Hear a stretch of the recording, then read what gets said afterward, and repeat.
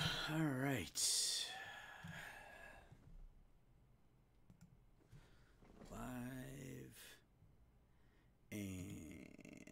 Live and make sure we got audio.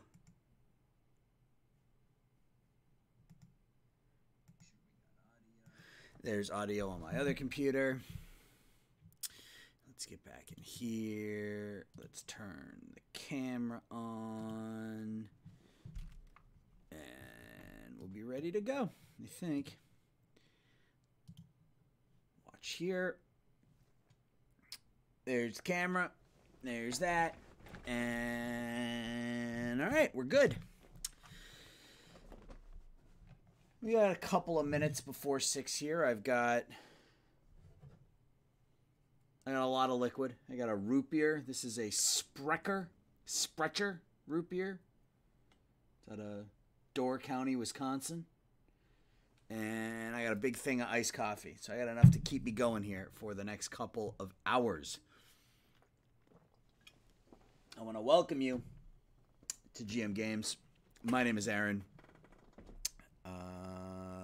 I host my own, or I have my own YouTube channel, like I guess everybody else at this point. Most of you are familiar with that, but yeah.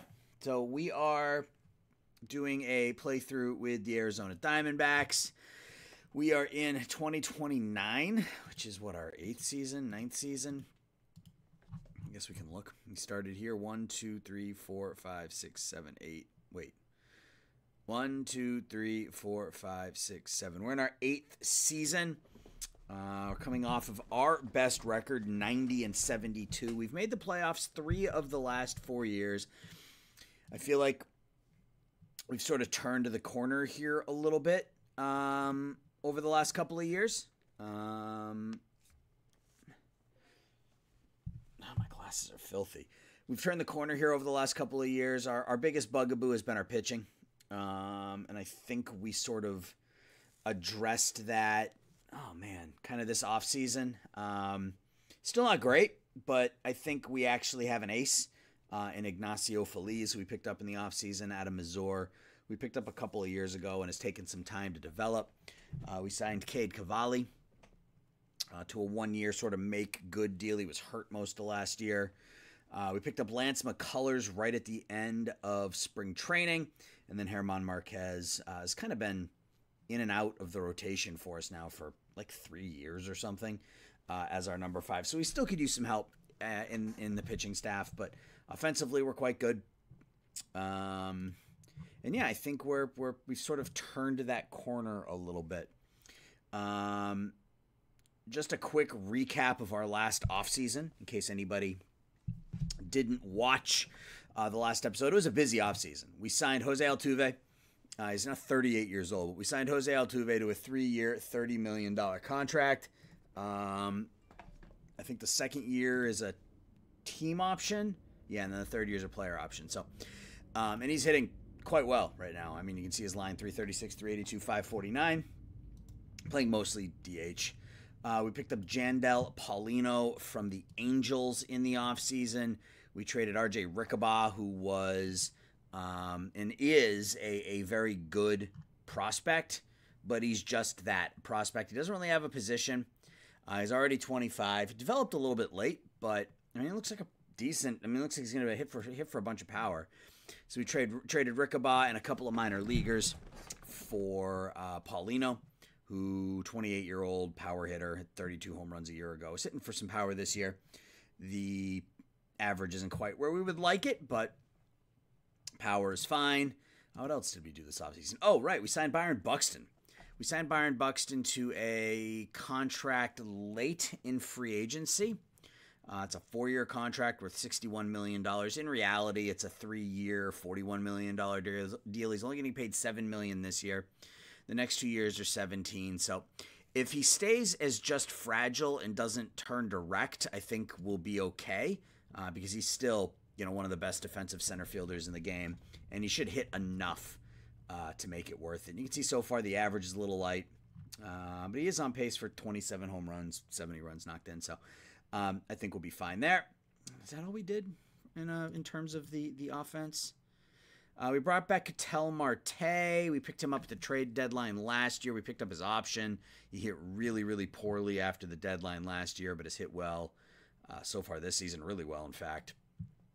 And I think that's it. I think those are all the changes we made. I am going to... Oops, that's not what I wanted to do. Real quick, we'll just get the... come on. We'll get the... self-promotion out of the way. For those of you who don't know, like I said, I host my own YouTube channel. I've got right now an Oakland Athletics playthrough going on there. There's also a whole bunch of stuff dating back a couple of years. There is the link for that. And then I also just recently created a Discord. I don't really know what I'm doing with it, but I had a couple people ask me for it, so... There is the Discord invite if you want to come and hang out and tell me how bad I am in person. Feel free to do so there. So we are at May 1st at 16-14. We got off to a really, really rough start. You can see the season started in March. We won our first 2 games over Colorado. We split the 4-game series with them. Then we lost 3 out of 4. So we started like 4-9 or something like that, but ended up 3, 4, 5, 7-2 or 7-1 in our last 8. So good stretch to end the month. Really rough stretch to start the month, and we move forward. So the Padres, they've sort of been our biggest. I don't want to say issue, but they've been the team that we've struggled with. You know, they've been so good. They won Soto and Fernando Tatis. Soto got off to a slow start for them this year. $42 million. I mean, he's been really good. He's been good for over 7 WAR each year that they've had him. But yeah, so let's just start going. Let's start simming through May and see where this season takes us. Right.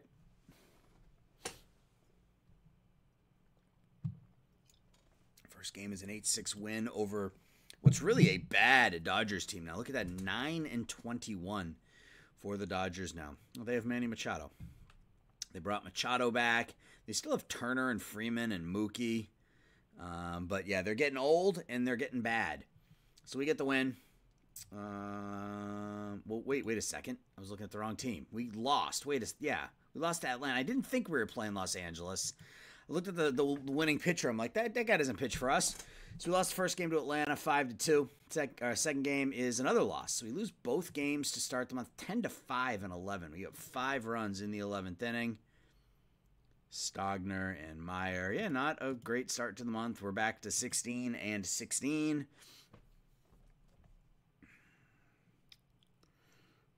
What do we got now? We got the Cubs for 3, followed by 4 at first place, San Francisco. So we got an opportunity to make a little hay here, as they say, as San Francisco is the team ahead of us. But we got to get through the Cubs first, so let's not look ahead. And we look ahead. We lose 4-1. Not a good start to this episode, guys. 0-4. To get this thing started, and we finally win. So we're 17-18. We have a 12-3 victory. Buxton 4 for 5, drives in 3. Garibay and Lujan each driving a couple. McCullers pitches well. Woods Richardson pitches well. Hey, Priest, how are you? Yeah, the Celtics lost. That is okay. I'm not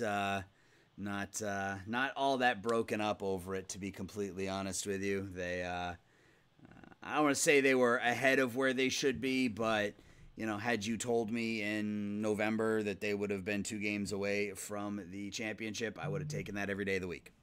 So, how am I? I am good. I am good. How are you tonight? And I should say happy Father's Day to any of the fathers in chat. Yeah, they turned the ball over, and their bench was awful. And because of those 2 things, they couldn't keep up with Steph, who is, man, Steph Curry is the real deal, man. He is something special. All right, so we're 1-4 to get this episode started. Not a great start. Now we got 4 games on the road against the 22-11 Giants. So, I mean, we could make a run here. We could close some ground. Well, it is just you and me, man. It is just you and me right now. So, yeah. So the Giants 22-11.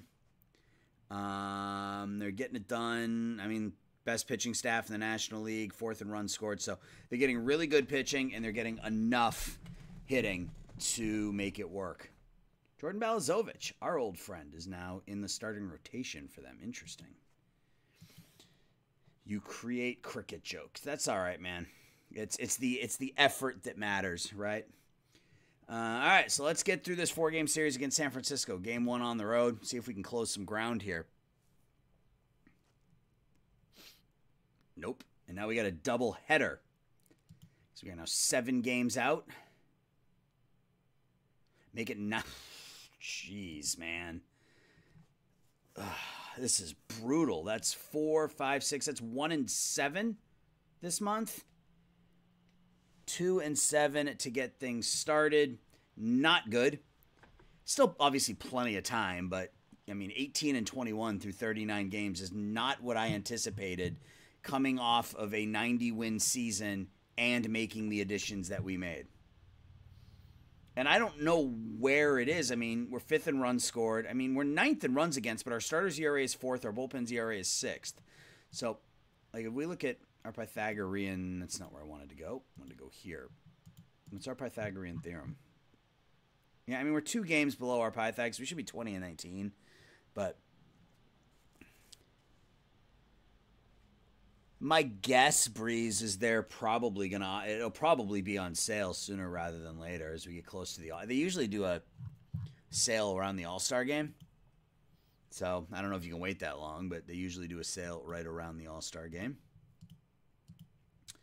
All right, so we win the last game of the series 5-2, so we lose 3 out of 4. Feliz pitches well, picks up the win.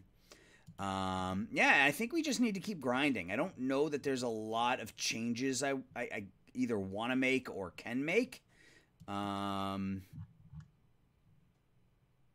I feel like we have all the players. We have all the right players.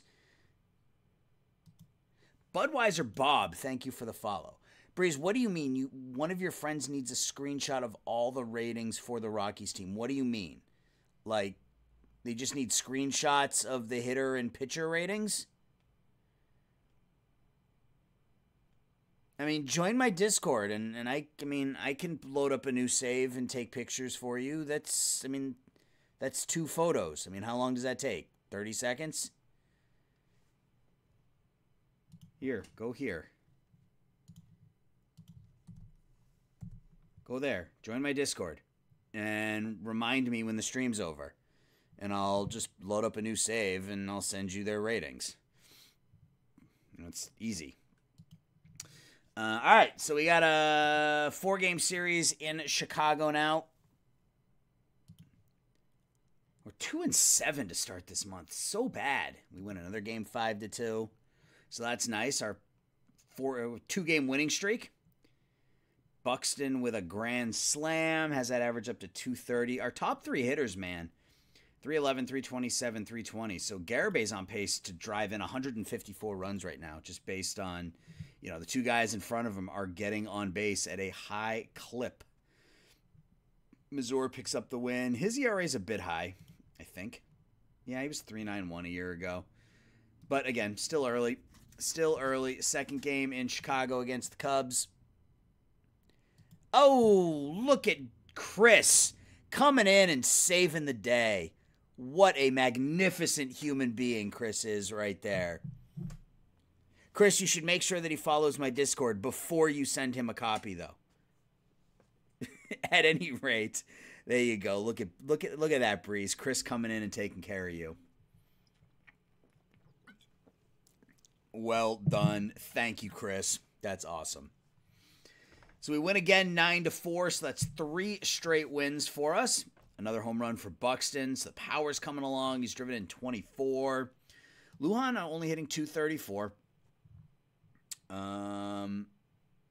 OPS a little bit light. I mean, and contact sitting at a 45 isn't ideal, but he's still really good against righties. And he's locked up. I mean, he's with us for the long term now.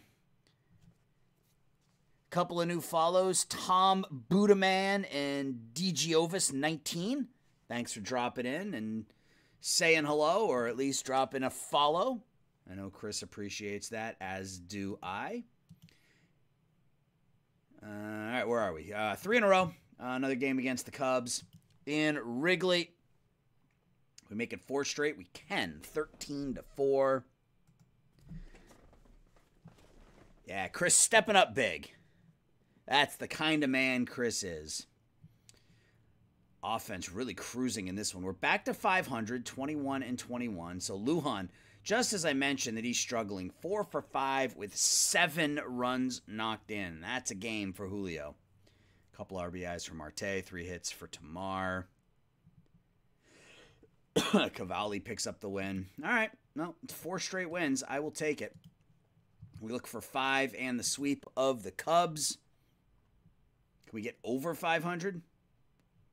We do. So we score 13 runs one day, and then we score 1 run the next day, and we still win. Paulino's got that average up to 255. Altuve with 3 more hits. German Marquez pitches 6 shutout innings, has that ERA down to pi. Hope everybody had a nice Father's Day. I did. Didn't do a whole lot. Excuse me. Everybody was gone this morning when I woke up, so I had the house to myself for an hour or two, and then we did some grilling this afternoon. I got a bunch of... All my kids are... Well, not all my kids. I have 4 kids. One is grown up and gone. The other 3 are all young, so they all made me... little kid presents, which was pretty cool. You made some cricket baseball jokes. Now, are they jokes about baseball that will draw crickets, or are they jokes about cricket? I'm always up for your jokes, though, Breeze. So whatever you got, let's hear them. It keeps me going. So we're over 500. We're still 6.5 games out of first place. We're only a half game out of the wild card now. Our best stretch of baseball this season. Offense playing well, pitching staff playing well. We got our ace on the mound today against Eduardo. It's not Ed, it's Grayson Rodriguez for the Tigers. Back home is another win. That's 6 straight victories for the Diamondbacks. I got something stuck in my throat, man. Those of you who are just hanging out for drops here tonight, welcome. I hope I can be a soothing voice on in the background while you do other things. And yeah, join my Discord and join the General Manager Games Discord and Reddit. I don't do Reddit. I don't know. I'm too old for Reddit, I think. What did the baseball bats use to get themselves clean? I don't know, Breeze. Feliz goes 7, gets the win. We look for, what's a 7 in a row now? Look for 7 straight. A bat tub. A bat tub. I don't know what that means. Am I missing something? I'm probably missing something. But we win again. We win 12-4. Miles Jansen ready to come off the DL. He was really good last year. Who do we send down? Gunnar Meyer hasn't been good, but it's only been in 12 innings, so I'll probably just let him pitch through it. Same thing with Munoz is probably the one to go eventually, but for now, Jansen will go on a rehab assignment. Another win, 12-4.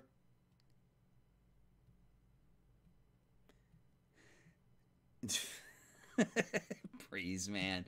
I got you. All right, I'm sorry. Being a dad of little kids, dad jokes should be ingrained in my head, but they're not. Either that or I'm just really, really slow. Well, Jay Kuhn chuckled, so there you go. So it wasn't a complete cricket joke, Breeze. You got to chuckle. So good for you. Another big win for us. 12 more runs. Garibay 5 RBIs. Paulino 3 for 4. Mazur goes 7, strikes out 11. We've won 7 straight games. We have another 4-game series against San Francisco, but this time at home, and this time we are playing well. You're not an actual dad, so you call. Well, what you're doing is you're practicing. You're getting ready for when you're an actual dad. And little do you know that when you become a dad, you're given a little book that has dad jokes. Like my favorite dad joke is, what do you call a boomerang that doesn't come back? The answer, of course, is a stick. My second favorite dad joke is, what's brown and sticky? Also a stick. And my third favorite dad joke is, what has 4 legs, is green, and will kill you if it falls on you? The answer, of course, a pool table. Those jokes are laughable. My kids think those jokes are funny, especially the pool table one. They get a kick out of that one. You don't think they're funny, I don't know what to tell you. Your sense of humor is broken. All right, so we got 4 games at home against San Francisco. Let's see how this goes. See if we can continue our winning ways. 7 straight? No. San Francisco comes in and knocks us down a peg. Bounce back with a 6-1 win, though. Johnson, Altuve, Buxton, Garibay, Marte each with 2 hits. Bailey with 3 hits. McCullers only goes 4. He's got a strained abdominal muscle, so he's probably going to have to go on the DL. All right, so what do we do then? He's out for day-to-day for 3 weeks. He's pitching really well. I hate to put him on the DL, but since he's day-to-day for 3 weeks, it's probably the right move. God, look at how good Molina's doing. He was our top overall pick last season. We won the lottery 2 years ago. So we had the number 1 overall pick last year, and we took Jose Molina, and he is tearing it up. He'll probably be up next season. All right, we got to figure out what to do with our starter position here. Do we go to Chase Shores? 50 stuff, 55 movement, 45 control. Or do we go to Miles? I think we go to Miles Jansen, just because he's got the experience. And then we can stick him right in the rotation. Why do MLB players love to run on treadmills at home? I don't know. Tell me, please. Game 3 against the Giants. Another one. 17 innings. Wow. We were down 4-0 in the 4th. We scored 2 in the 8th, 2 in the 9th. And then we didn't allow a run for the final 12 innings of the game. Garibay, Paulino, and Buxton and Marte each have 3 hits. Pinch hit for Lujan. That's a little disconcerting, but a win's a win. Buxton with his 10th home run. Feliz goes 6, and the bullpen was absolutely dynamite. Look at that. Oh, Breeze, that's terrible, man. That's a bad one. Look, I'll tell you when your jokes are I'll tell you when your jokes are cricket worthy, and that one was bad. That one was bad. Final game of the series against San Francisco as we look to take 3 of 4 from the Giants. Just thinking about it. Nope, another extra inning game. This time we lose. Our closer gives it up. That's not good. All right, so we got the Marlins now for 3. Done with my root beer. I'll move on to my iced coffee here in a second. This is my way of being in the minor leagues, but okay, if you say so. I mean, that was a bad one, man. Like, you're gonna have to work on that a little bit, I think. I'm all for a good joke, but that last one was pretty bad. All right, so what did we have here? Garibay, Paulino, Marte, Lawler, each with a couple of hits. Lawler and Drew Jones with a home. Wow, Drew Jones is not hitting at all. 1 walk, 24 strikeouts. I mean, 165, 193, 388, a 52 OPS. I mean, he's not even his hitting is so bad that I don't think his glove even keeps him in the lineup. Or keeps him on the big league roster for that matter. Benoit, we sent him down last episode because he wasn't hitting. He was 9 for 62. I mean, Jack, yeah, the thing is, he's still better defensively than any other outfield option we have that we would call up right now. Yeah, Magana's not ready. I mean, I don't want to trade for a backup outfielder, but maybe that's the ultimate, or maybe that's the final, or maybe that's the solution. I don't know. Well, where did this guy come from? Jonathan Shabazz. Look at this. Where do people keep dad jokes? Is that a joke, or are you asking me? Because I keep them up here. Look at this guy. 20th round pick in 2026. Hadn't made it out of rookie ball. And all of a sudden, he's a 5-star pitcher?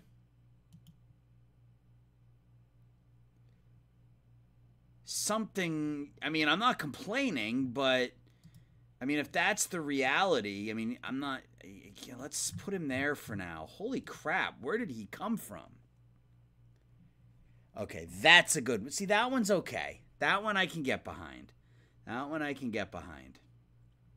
Wow, this guy's pretty damn good, or has the potential to be pretty damn good. Manny Lyon, he looks okay. We drafted him 2027, and did we draft him as a pitcher?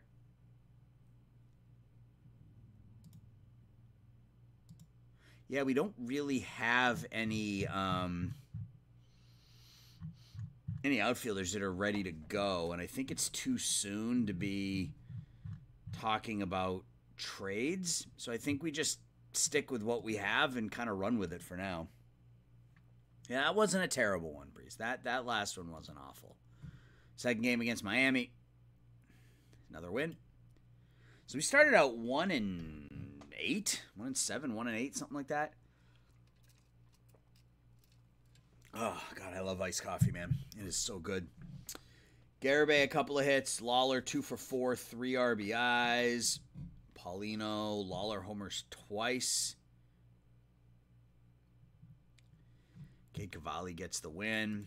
This is demand. Yes. Like, we're not going to be able to re-sign him. At least I don't believe we're going to be able to re-sign him.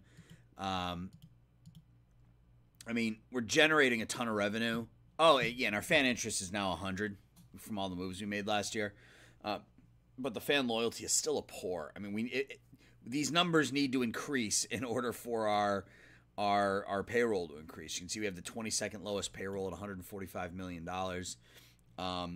Next year, we'll be able to clear some money if we choose to move on from Altuve, depending on how. I mean, if he hits 300, puts up an 800 OPS, that'd be crazy to not pick up the option.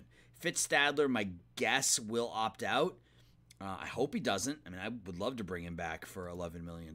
My guess is he opts out. We have a couple of players that are due for some, maybe not significant raises, but raises. Gomez up to $4 million. Paulino up to 6.8. Tamar Johnson up. Maybe we can lock down 4.8, 9.4. So 5, 9, and 12. So 5, 9, and 12. So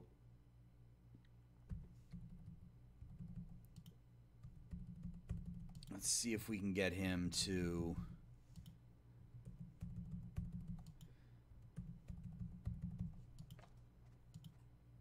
Okay. So we can sign Tamar Johnson to a 5-year that's 30, 42, 51, 56. So 5 years, $56 million for Tamar Johnson. That takes him till he's 30. Yeah, I'm all for that. 5 years, $56 million for Tamar Johnson. It's a little bit of a raise for next year, but we save a little bit of money the year after that, a little bit of money the year after that, and then we buy out his first 2 years of free agency by giving him a little bit more today, a little bit less the year after that, a little bit less the year after that. So I'm good with that. Anybody else here that we want to talk to? I would like to bring back Paulino, but I want to see if this is real. Again, I mean, I mean, that's 2 straight years of an 800 OPS.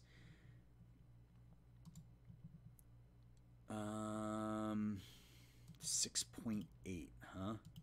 So he's 28, 6.8. So what if we did 6, 8, and 10? No, he still just wants the 1 year. All right. Yeah, Breeze. Now that you are going to have a copy of Out of the Park Baseball 23, what are you going to do with it? What's your goal? What's your plan? Tell me about it. Look for the sweep of the Marlins. And we don't get it. All right, so where are we for the month? 12-10 for the month. Given we started out 1-7, I'll take it. So we got Cincinnati and Milwaukee on the road. PDB17, thank you for the follow. And thank you for all the follows here so far tonight. It's been a pretty busy follow night for us already, which I'm digging. Welcome to General Manager Games. My name is Aaron. I've been doing videos for Chris and the people over at GM Games now for a couple of years. Right, Chris? 2 years, 2.5 years, something like that. Yeah, I have my own YouTube channel where I've got an Oakland A's playthrough as well as like 3 years of other content. Like everybody else, I started posting YouTube videos right as COVID started, and I've been doing it ever since. Just recently passed 1,000 subscribers on my YouTube channel, which for me was absolutely bonkers. Completely shocked that many people would have any interest in anything I have to say, period.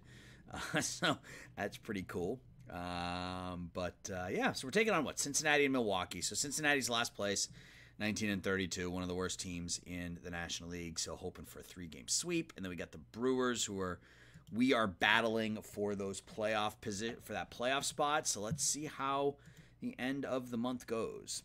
3 games in Cincy, followed by 4 in Milwaukee. That's a bad loss. That's a bad loss. And that's a bad loss as we lose Jordan Lawler for 3 weeks. So we're 28-26. We lose our starting third baseman for a month. I think South Assine is the right call. Yeah, I think South Assine is the right call. Just call up some defense. Me, which one do I love the best? Which playthrough did I love the best? Honestly, I probably loved my Rockies playthrough on GM Games last year. That was probably the most fun I had because I stuck with it we played that for 13 years or whatever, 15 years or whatever it was. That was probably my favorite. Who slides over to third? South Assine doesn't have the arm for third. Johnson doesn't really have the arm for third. Altuve certainly doesn't. Do we even have anybody who can play third in the minors? MJ9230, thank you for the follow. Yeah, on overall, I would say my Rockies playthrough last year, which, by the way, if you want to have something where you can just kind of sit and watch it or have it run in the background while you do other things, go back and check that out. It's all on the GM Games YouTube channel. It was a lot of fun. Like I said, I went 15 seasons. And then we simmed ahead to 2050 and just sort of did a recap of what happened. On my channel, I don't know. I really liked my Bruins playthrough. You mentioned hockey. The Sabres playthrough I did last year was fun. I love all my Out of the Park baseball stuff. Out of the Park, I can't get enough of this damn game. I've been a dedicated Out of the Park baseball guy for, I think my first one was 2007. It was Out of the Park 7. Who's going to play third base? The idea of sticking Ketel Marte at third base just makes me physically ill, but I don't know that there's another option. Do we make Valdez the third baseman for now? Yeah, maybe we do that. Maybe we put South Assine at short, put Valdez at third for now. Who backs up at short? Johnson, I suppose. gross. The bottom of our lineup is really bad. Is that the Rockies series, Chris, that you just posted? And then same thing here. We'll put South Assin in at short and move Valdez over to third. Having Marte play anywhere other than left field. First episode had 13.3 thousand views. It's up there. My Oakland A's playthrough right now, which is the one I'm doing on my channel. That's up to almost 13,000 views now, if you can believe it. I posted that video, 2 months ago, and that's already at 13,000 views. So that's been by far the most successful video I've ever had. All right, so we've lost 2 games against the worst team in the National League. Tamar Johnson signs his contract. Fans like it, but we're already maxed out on fan interest, so it doesn't really matter. But it means we get Tamar Johnson locked down for the long term. So now we have our core locked up for the next 3 or 4 seasons, which is awesome. We just need to start filling in around them. And, I mean, really, what do we fill in? Guys, look, I mean, we're 28 and 26, right? So we are half a game out of first place. We're battling like 6 other teams for 3-4 spots. But look at our team. We're 5th in runs scored. We're 1st in batting average, 2nd in on-base, 2nd in OPS, 4th in home runs, 2nd in starters ERA, 1st in FIP, 1st in WAR, 1st in strikeouts. The only thing we're not good at is defense. So I don't know how, and if we're going to make a change defensively, where are we going to do it? Like, we're not taking Johnson out of the lineup. We're not taking Garibay, Paulino, Buxton, Lujan, and we're not taking any of these guys out of the lineup.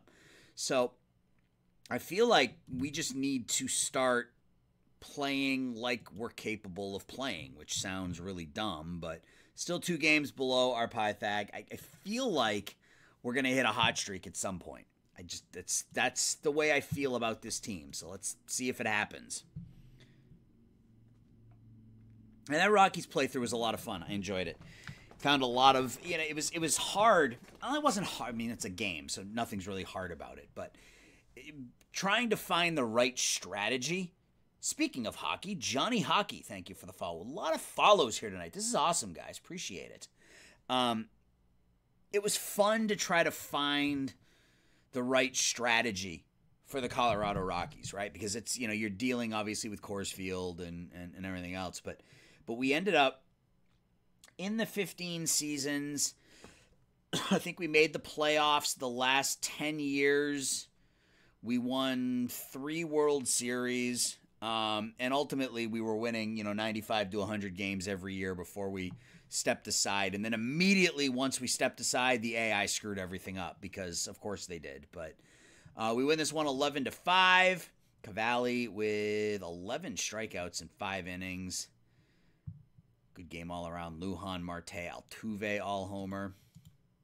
And now we have an important 4-game series at Milwaukee. I guess while we're doing this, let's, here, I'm going to once again drop, that's my YouTube channel. So we talked about the Oakland A's. If you want to check it out, it's there.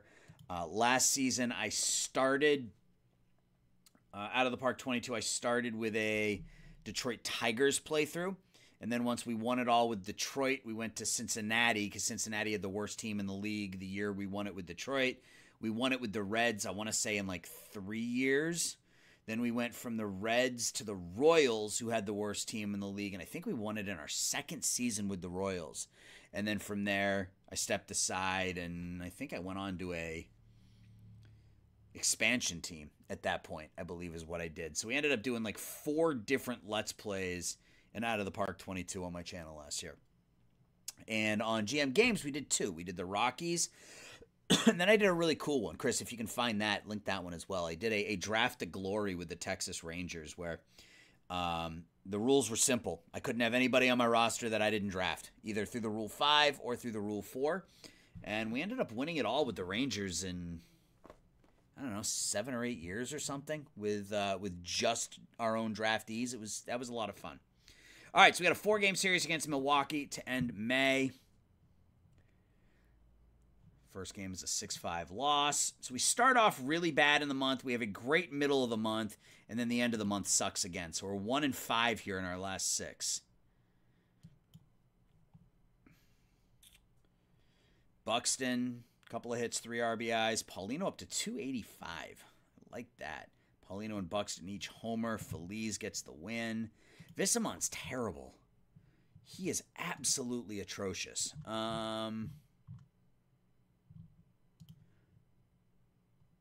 He's going to the minors, and we are going to replace him with someone. Josh Eknes, speaking of the draft to glory with the Texas Rangers, this was the guy right here that did it all for us. So he was a 24th round draft pick of the Texas Rangers, and he ended up as our ace. He had the random talent bump.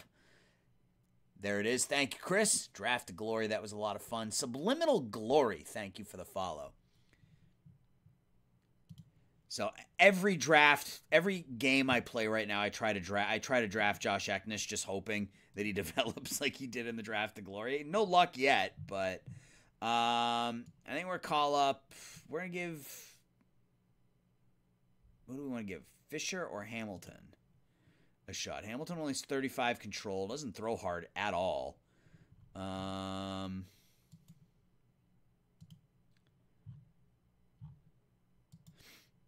Let's call Fisher up. It's because he actually has experience in the majors. So we'll make him a specialist / middle relief. All right, final game of the month. We look for the split in Milwaukee. Terrible start to the month, great middle of the month, terrible end of the month. So we face Corbin Burns.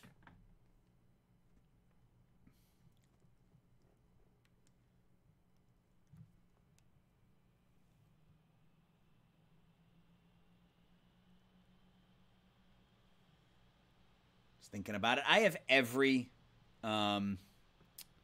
we lose 1-0. Man, that was just an awful month. Or awful end to the month. Yeah, 14 and 15. 9 games out of first place. I mean, the division is a pipe dream. Because the Giants are just steamrolling everyone. We're still right smack dab in the wild card race, right? I mean, we're 30 and 29. But again, I don't really know what the improvement is. We're 8th in runs against, but I'm fine with our starters ERA being 4th and our bullpen ERA being 6th. I mean, it's defense, but again, who do we replace defensively? If we look at our defensive stats,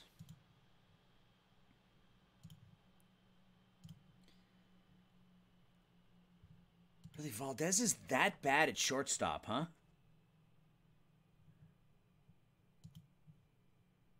Really? I did not anticipate that. Marte's pretty bad in left, of course. I didn't think Tamar Johnson was going to be that bad either. I mean, I guess the zone rating makes sense for Tamar Johnson given his range. Efficiency's fine. I mean, I guess efficiency is really the number. I mean, ignore your catcher efficiency. But Lujan has been good. Buxton, of course, has been good. Johnson has been good. And then everyone else has been below average. So maybe we look for an upgrade for Valdez. I assumed that 65 down the pipe for Valdez meant that he would be a good shortstop. Maybe he's more suited as just the backup middle infielder. So it's June 1st. Let's take a look and see if there's anything on the trade block, I guess, and we can start from there.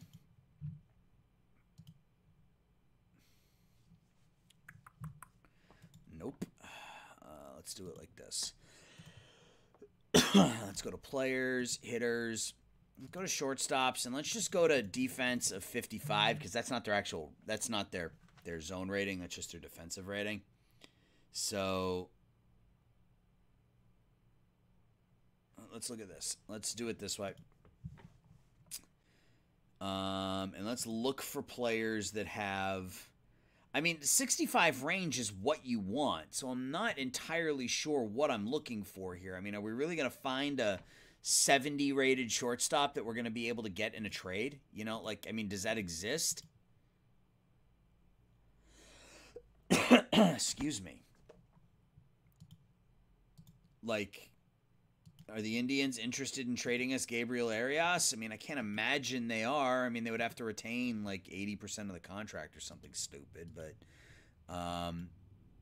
we can look. I mean, let's just throw Watt up there. Yeah, like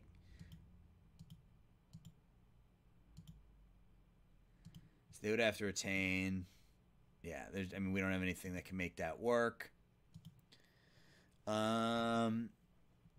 I mean, we'll keep looking. I mean, we'll absolutely keep looking. I mean, Nicky Lopez. Do I really want to pay Nicky Lopez $40 million as a 34-year-old? I don't feel like I do. I mean, I would pay Angel Martinez a crap ton of money. He's fragile, but his zone rating and efficiency is really good. Adalberto, I mean, his numbers are going the wrong direction. If he could hit at all, like literally at all, sure. I mean, you don't get much better than that at shortstop.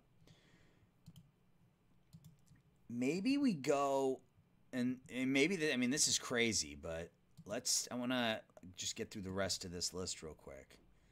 But maybe there's an option in the minor leagues.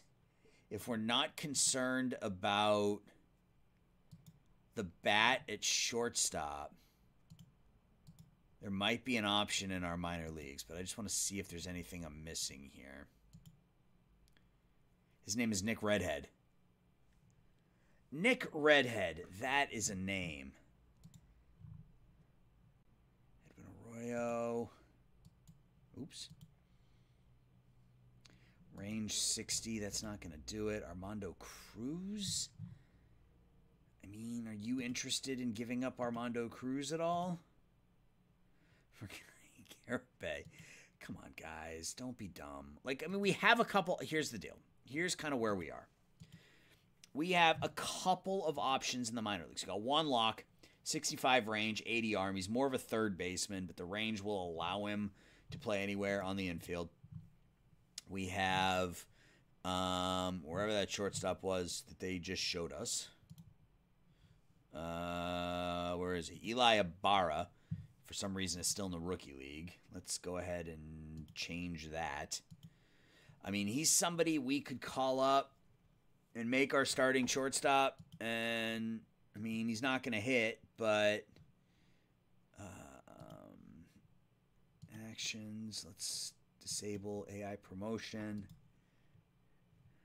And I wouldn't mind bringing in Armando Cruz, 65, 75, 60, 70. But again, I mean, a low zone rating because he's only... I would assume so, Breeze. I would assume that he is a ginger, yes. My office is getting warm. Mad Dog 1981, thank you for the follow. Yeah, so I don't... Man, this is killing me. Seeing... So for those of you who haven't been with us since the beginning, we had Fadriel Cruz, and we traded him to Arizona as part of an ill-fated attempt to trade for and keep Juan Soto. You can see the deal that we gave up here in just a second. Not our finest hour, but I went for it. So we picked up Juan Soto and Brady House, who at the time was the number 55 prospect in baseball. We gave Carlos Correa. We get Fadriel Cruz, Jesus Parra. I mean, we gave up the number 40 and number 105 prospects in the game. We gave up Brian Buelvas, who was hitting 300 for a while. We gave up Zach Robinson, who apparently hasn't turned into much. But, yeah, we ended up giving up Fadriel Cruz, which hurt. Fishfly66, thank you for the follow. Hey, we just broke 100 viewers. That almost never happens, so that's awesome. Thank you for joining us. So, yeah, I could easily, South Asina isn't hitting, so I could very easily just send him down and go with,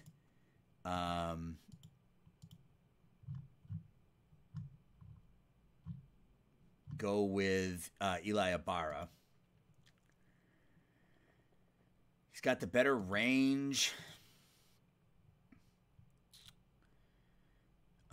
That's something I'm comfortable doing right now. South the scene. 40, 25, 45. He at least has the eye and discipline and the avoid K. He's not there yet, but ultimately Ibarra is going to be better. I don't know. I don't think it's time to start calling up players from single A and double A to try to save our season. So let's just keep going. We'll ultimately end up making a deal or two to try to improve the team, I think. But for now, I don't know that it's time. We lose 7-5, so we're back to 500. Oops, I didn't mean to click that button. We're under 500 now as we lose our first 2 games of the month.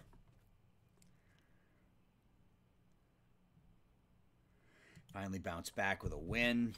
We get 3 hits from Paulino. It's like a 3-run homer from Lujan. We score 2 in the 9th. And we win 5-3. All right, so 31-31. Game out of the wild card. Still, we're close enough to any one of these teams that we can catch them, especially given that we have 3 games against Milwaukee at home right now. So it'd be nice if we could just take all 3. Just get ourselves right back into it. But nope. There's a 2-1 loss. This is really disappointing. This is, at some point you stop looking at the stats and saying we should be better and just saying this is what we are, right? And right now, this is what we are. Right now, we are a 500 team.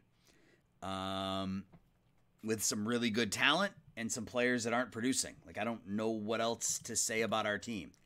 We're 5th in runs scored. We're 8th in runs against with a pitching staff that is above average and a defense that's really bad. Grab my coffee. Ugh. Losing Lawler for 5 weeks is killing us. And that bottom of the order is, I don't know what's going on with Patrick Bailey. 213 plate appearances. He has 7 extra base hits. I don't know. Yeah, our top 6 is as good as you're going to find. I have 0 complaints, about our top 6. Our starting pitching has been fine. Jansen's 0-3, but an ERA of 4. Yeah, our starting pitching has been fine. Our bullpen has been fine. It's just not happening for us right now. We got Twins, Rockies, White Sox, Rockies. Okay. We'll see how it goes here against the American League for 3 games. Oh, and I do want to save. So McCullers eligible to come off the DL, so that's good. We will send Fisher back down to the minors. We'll put Jansen in the bullpen. We'll put McCullers back in the rotation.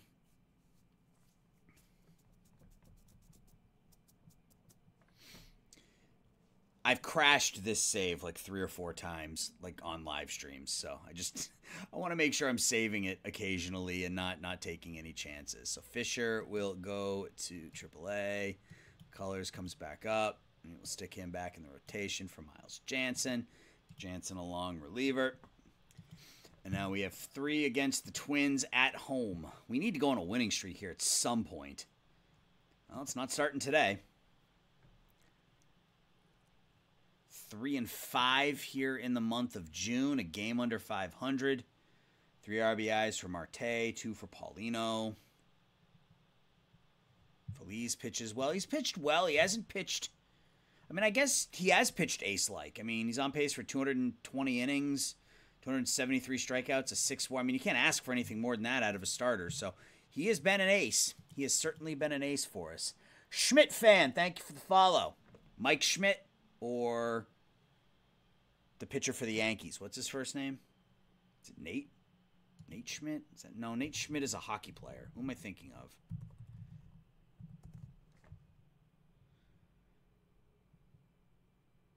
Clark Schmidt. That's who I was thinking of. Or Goldie Goldschmidt. Who knows? Either way, thank you for the follow. Appreciate it. All right. Can we take the series against Minnesota? We haven't won a series in a while. We haven't played well in 3 weeks. Trying to get back to 500, and we can't. So now we're on the road in Colorado for 3. Clark Schmidt, yes.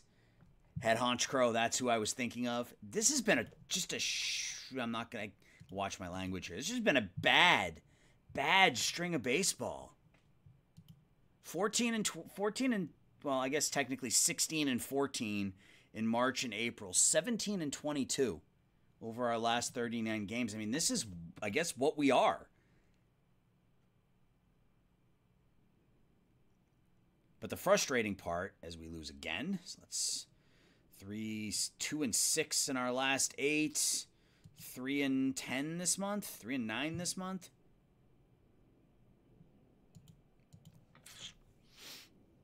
Five games under 500. We're now 4.5 out of the wild card, 14 games out of first place. I don't know what to do. I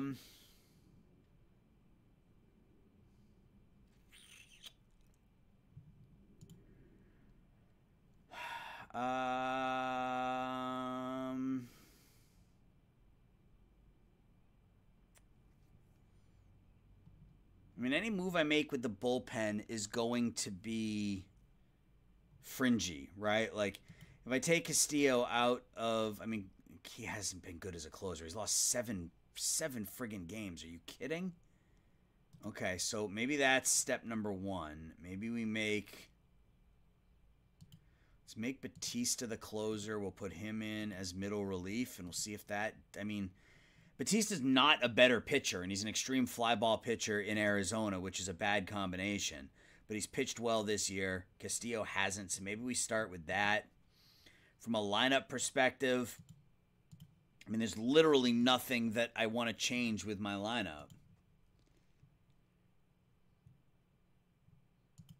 The bottom three of our lineup has been non-existent. It's just we're getting absolutely no offense out of the lower third of our offense, but there's not really anything I can do about that right now other than wait for Lawler to come back, and that's still 4 weeks away. Not that he's been all that good either, but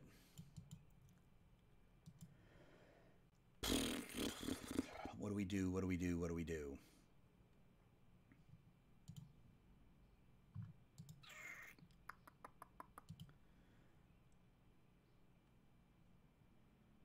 Let's call him up to A ball.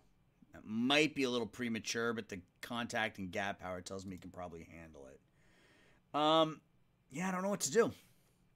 Not entirely sure.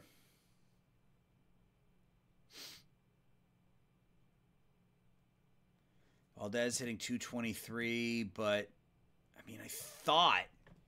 he's so bad at third base. We have to figure that out. All right.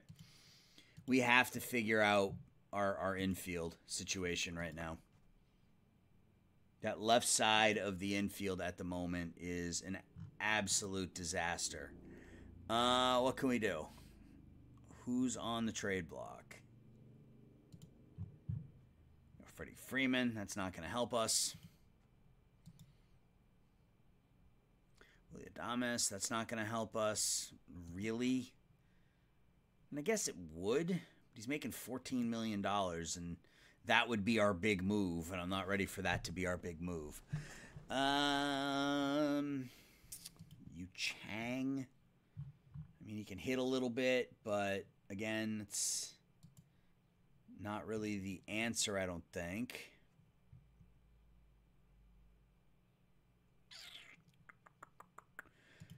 What if... Okay, so we got some free agent options. I always gravitate towards these defensive players who can't hit. Brandon Lowe played for us a couple years ago, but, I mean, with that arm, he's not going to be able to play on the left side of the diamond. Palacios... Same deal. I mean, if we needed a second baseman, that might be the right move. Maybe. Is this crazy? I mean, do we make Tamar Johnson our third baseman for the time being? He's got, I mean, the arm's a little light, but, you know, that would allow us to...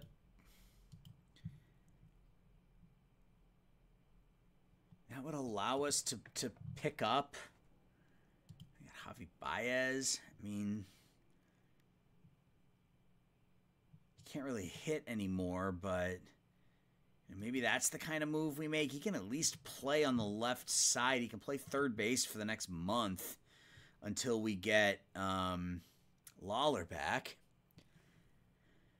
A little bit of speed. I don't hate the Javi Baez idea. But he wants 2.2. We have 2.9. So we could sign him. Palacios looks like he's probably a bit better bat option at this point, but not as good defensively. We have enough hitting. I'm not concerned about the hitting. Yeah, let's bring in Javi Baez.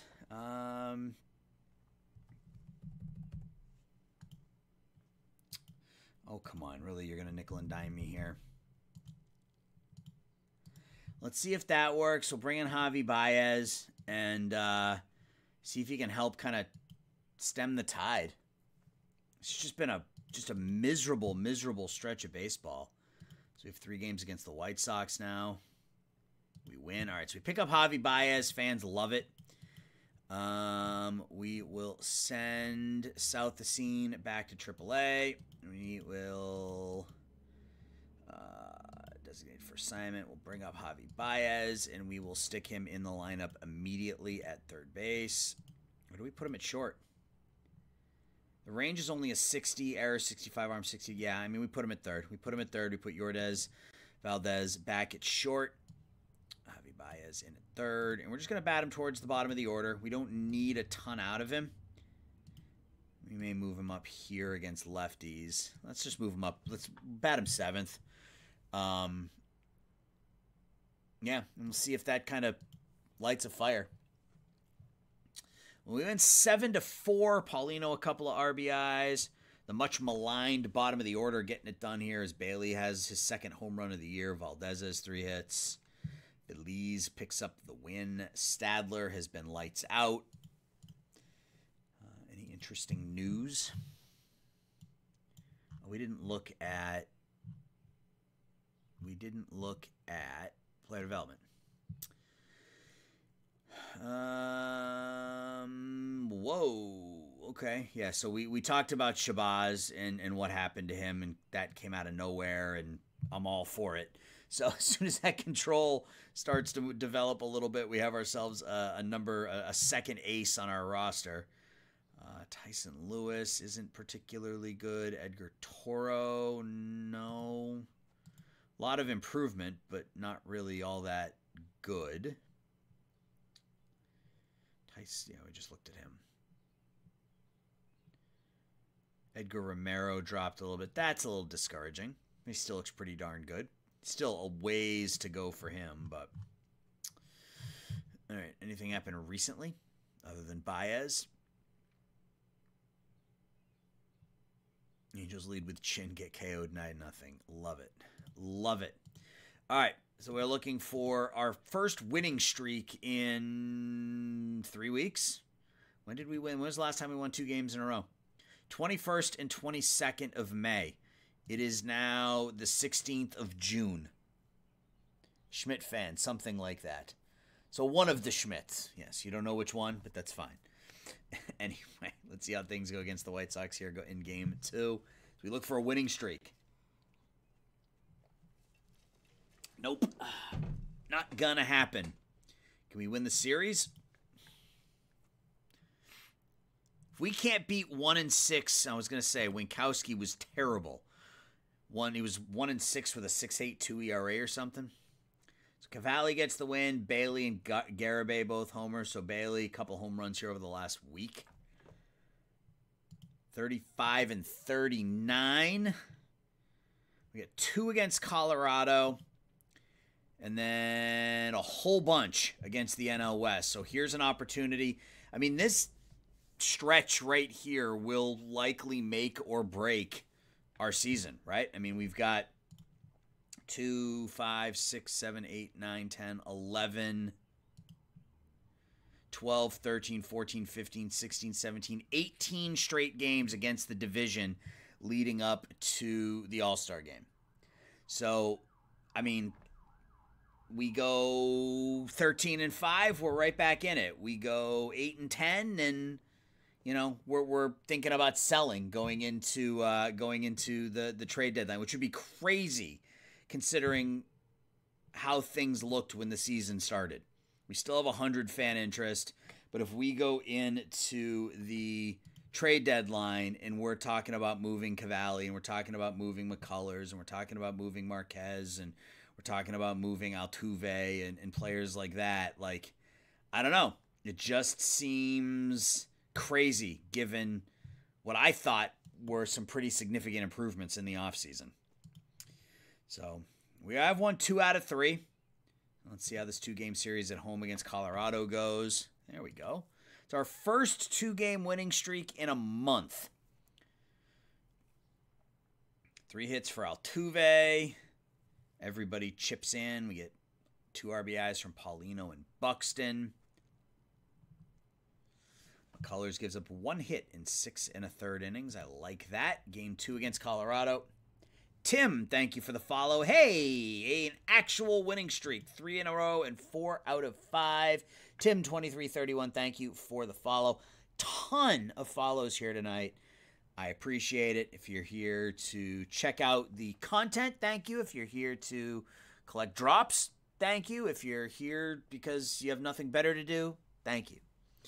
So we went 8-3. Paulino 2 for 4, 4 runs knocked in. It's a weird stat line for Tamar Johnson. 0 for 4, but he scored 2 runs and drove in 2 runs. It's interesting. Bailey's got that average up to 260. Now it's 4 home runs, so it's starting to come along a little bit. Feliz pitches well, picks up his 8th win of the season. We are back to 2 games under 500. We got a 3-game series on the road in LA. What is the Dodgers record? They're right behind us. They were 9-20. So that's what? That's 25-20 over the last 45 or something like that. So they've played really well. Let's go back and look at the Pythagorean again. Yeah, we're 4 games under our Pythagorean. We have a plus 35 run differential, which is 3rd in the National League. Our plus 35 run differential's 3rd in the National League, and we are 2 games under 500.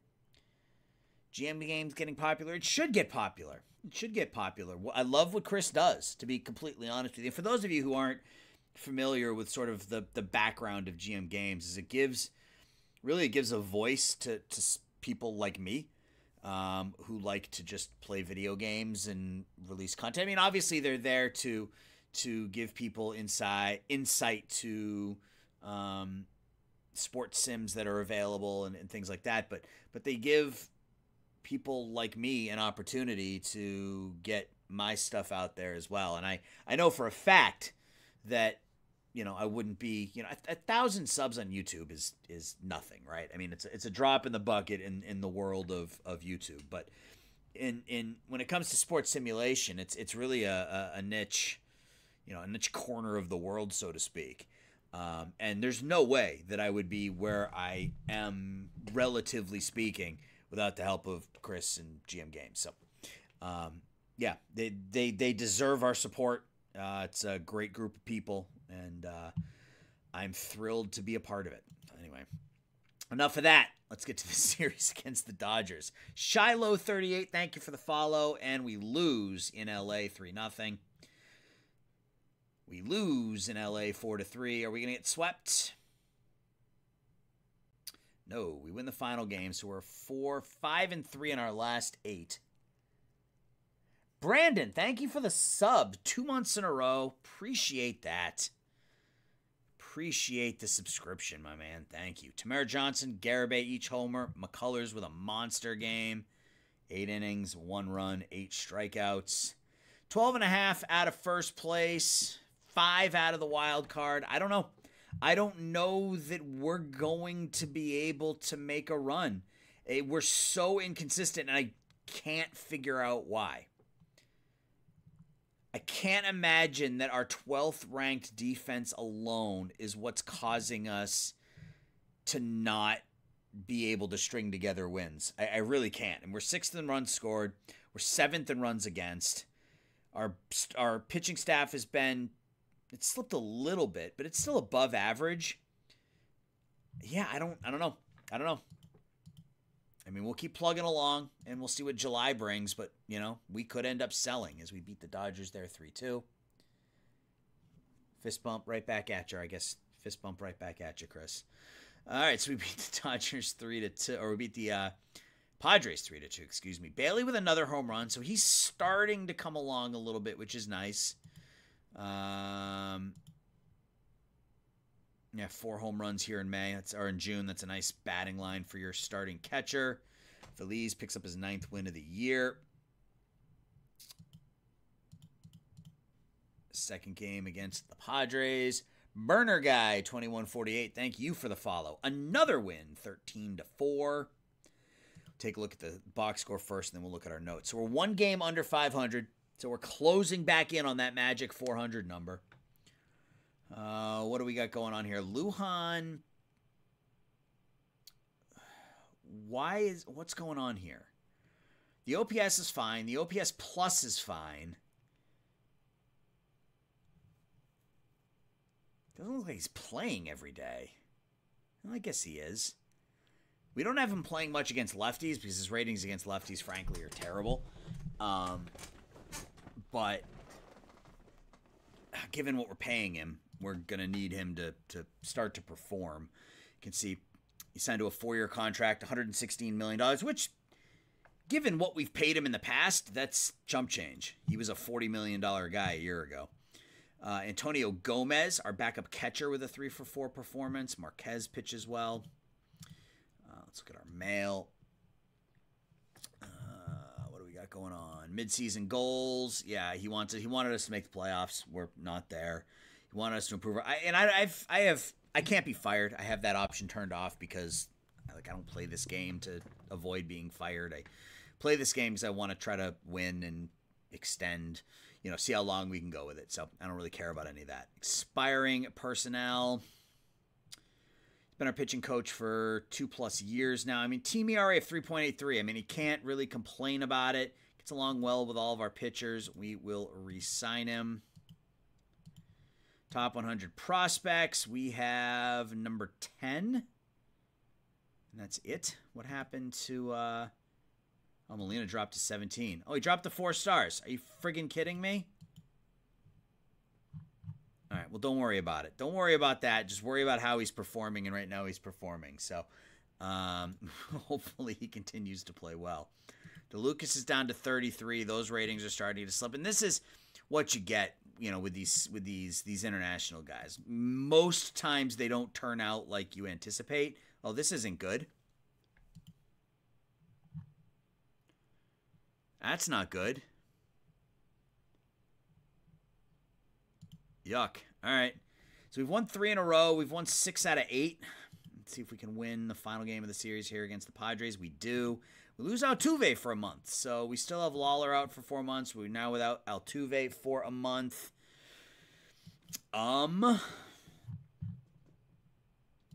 What's the answer? I think Brown is... Brown's ready to go. Kid can hit. Mwad is more of a platoon guy. Let's give Jason Brown a shot. Let's call the kid up. Let's stick him right in the lineup as the designated hitter. See how he does in the 2-hole.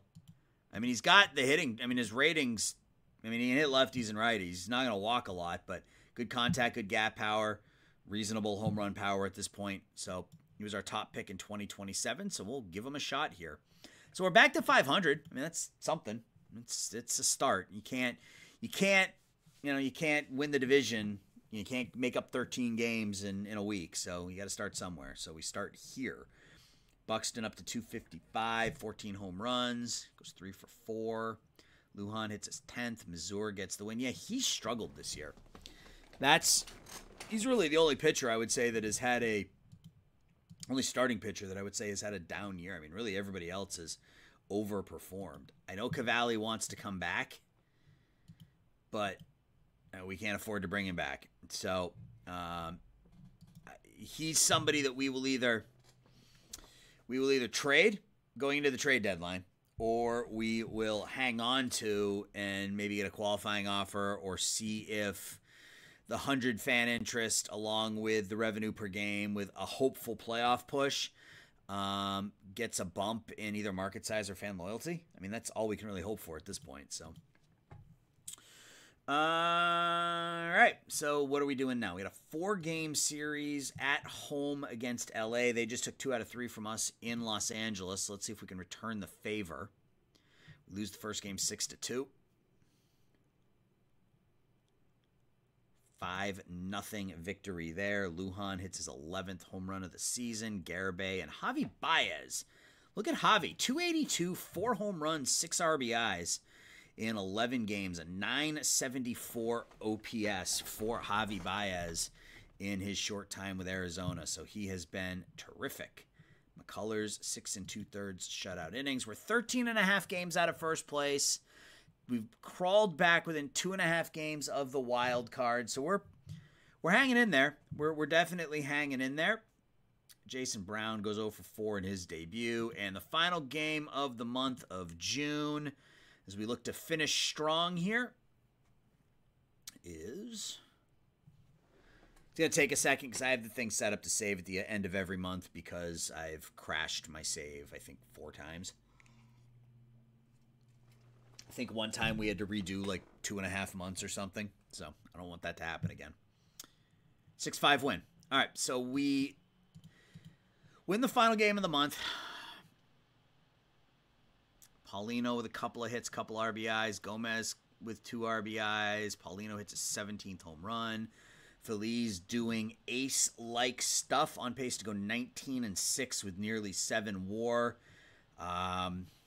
Well worth the money we paid him. And we paid him a lot. 7 years, $190 million. He's got an opt-out after 4, but he's been terrific for us. All right. Mail. It's July 1st, which means it's International Amateur time. Let's look at player development first. Jansen gets a little better. Feliz, his overall drops, but I don't care about that. Castillo gets a little worse. We only have him for this season. We picked him up in a deal. I'm certainly not giving him $18 million. So, again, another player that we may end up moving on from at the end of the season. We may have to rebuild our bullpen again, which I'm not crazy about, but we may have to rebuild our bullpen again in the offseason because a lot of these guys are going to either opt out or their contracts expire. AL Batter of the Month, Adley Rutschman. In the National League, Zach Veen. Pitcher of the Month in the AL, Tanner Houck of the Red Sox, 13-2. In the National League, it's our very own Ignacio Feliz. Yasuke Yamasaki is your Pitcher of the Month in the American League, or your Rookie of the Month in the American League. And Myro Shendrick Martinez. That is just a friggin' fantastic name. Myro Shendrick Martinez. Is he real? Is he an actual, is that an actual name? I hope that's an actual name and not just a fictional name, because that's just fantastic. All right, so international amateurs. So we got a pitcher and we got a hitter. We got Arturo Salas, who, holy crap, 65, 55, 65, 3+ pitches, ground ball pitcher, 85 stamina, 80 hold runners, high work ethic. I mean, and Humberto Sanchez, who is an elite bat, potentially an elite bat, a below average fielder. I think we go with Arturo Salas, and if we can't get him, we'll come back and see if we can offer Sanchez. I mean, my hope is that it won't be an issue. And Arturo Freefall Salas tells us that he wants to play in our minor league system. We're over 500. Over 500 for the first time in a long time. And we were 13-13 in June. Again, a really bad start to the month and a really strong finish. So 6, 7, 8, 9, 9-3 in our last 12. So 9-3 in our last 12, which means we were 3-10. We were 3-10 coming into June, and then we finish 9-3. So I'll take it. All right, let's keep going. And I guess, you know what? I'm going to hawk my wares here. So there's my YouTube channel, guys. If you have any interest in checking out my Oakland A's stuff or any of my other content, I've got it there. And then I also have my own Discord. I should have one of these set up. I don't know if Chris can set that up for me or if I have to set it up, but it would be cool if we could have something like that set up for me as well, Chris. I don't know if that's a possibility, but if it is, great. If it's not, I don't mind just copying and pasting. It doesn't matter. All right, so I don't want to make any decisions on deals until we get through the draw. No, that's not good.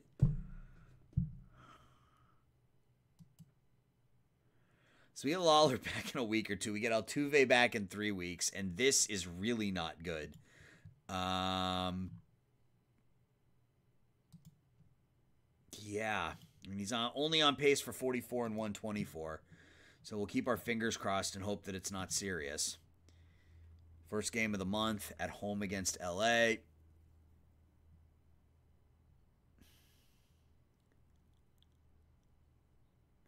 11. He's only out for 2 weeks. All right, that's... And I don't even think I want to put him on the injured list. Yeah, 'cause it's an...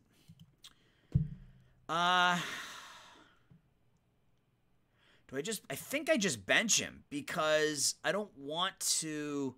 Like, he's out for 2 weeks. It's a 19-day disabled list. It's one of the... You know how the game has the ability to change kind of, you know, dynamic, whatever it's called. So... the DL is now 19 games, so I think we just bench him for 2 weeks. So let's go to game strategy. And let's bench him for... I guess it doesn't matter. He's injured, so he's not going to play. So let's go to the lineup. Let's make Jason Brown the first baseman. Then Garibay out. Bring Ketel Marte in. Make him the designated hitter. And we're not going to change it. We're going to leave Brown in the 2-hole. Make Marte the number 3 hitter.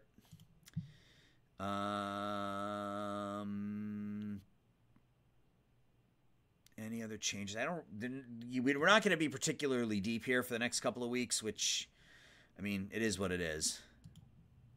Garibay out. Get Lujan in there in right field. Get him in left. Make him the DH. Move Marte up. Do something like that. And we win this game 11-7. So what do we got going on here? 4 hits for Buxton, 3 hits, 4 RBIs for Bailey, who's starting to come along nicely. Drew Jones has a 3-for-4 game. Marquez picks up the win. Okay. So we win again. If we don't get a notification email, then we will sign that international player. But as soon as you get that notification email, that tells you that he's going to go someplace else. So hopefully we don't get that notification email. So we've got 6 games leading into the draft and to the All-Star game, all on the road. Be nice to get a split.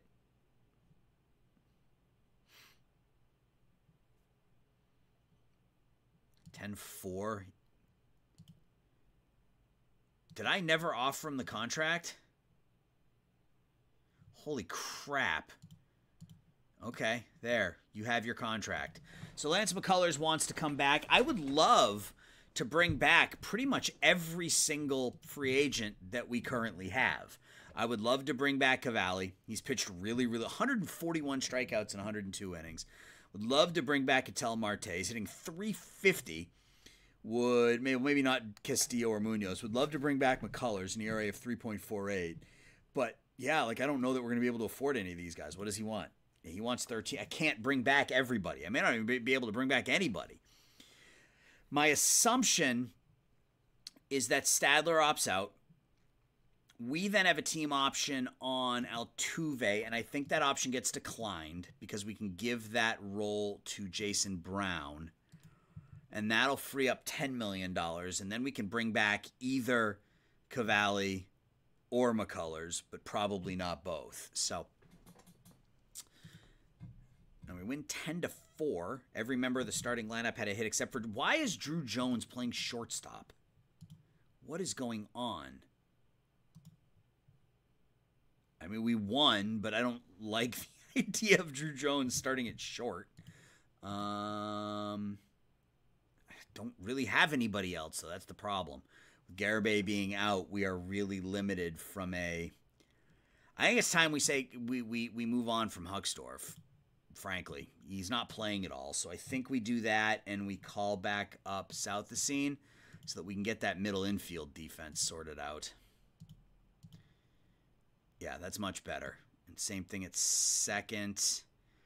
Garibay can't play every second game, so let's just take him out of there. Brown's just going to have to play every day for now. Patrick Bailey, why is he tired? Bench when he gets to 90%. Get him out when he's tired. How do you turn off player faces again? You go to game options or game settings. And it's under players and face gen. You can get rid of the players. You can disable baseball cards. Remember that like, I think, and I could be wrong here, but I think you can tell, like, I have none player face gen pictures. Like, I don't have any, like, as new players come into the game, they don't have faces. So the only faces I have are for, like, the players that were in the game when the game started. So we're up to 138 viewers. Man, that is fantastic. Thank you so much, guys, for hanging out with me here tonight on the GM Games, General Manager Games channel. It's very cool. We win again, 3-0. So a hot start to July has put us 4 games over 500. Paulino has 2 RBIs. Brown with his first major league, is that his first hit? No, he's 3 for 21. All 3 of his hits have been for extra bases, 2 doubles, and now a home run as he replaces Guy Garibay for now. Cavalli pitches 6 shutout innings. So we are half a game out of a wild card now. We're back into second. You are welcome, Breeze. We look for the sweep of the Padres on the road. We get it. Wow. We are red hot. Down 4-0 in the second. We tie it in the fourth. They score a run in the fifth. We pick up 2 in the eighth to win it. McCullers doesn't pitch well, but the bullpen, Jansen and Batista, do their job. Javi Baez up to 322 in his short time with the Diamondbacks. So once we get Lawler back, I mean, did Javi Baez really Wally Pip Jordan Lawler here? I mean, we cannot take Javi Baez out of the lineup given how well he's hitting. And frankly, given how well he's playing defense over at third. I mean, right now, Javi Baez is our starting third baseman. And we sign Arturo Salas. So hopefully this is what he turns into. So we pick ourselves up a stud 16-year-old left-handed ground ball pitcher with high work ethic. So let's get that scouting report on him, see what we get. So we have a 3-game series going into the All-Star break and into the draft. We get a day off. I don't want a day off. We've won 4 in a row. I want to keep playing, keep winning. Me Shmoo, thank you for the follow. Carlos Calderon, ready to come back off the DL.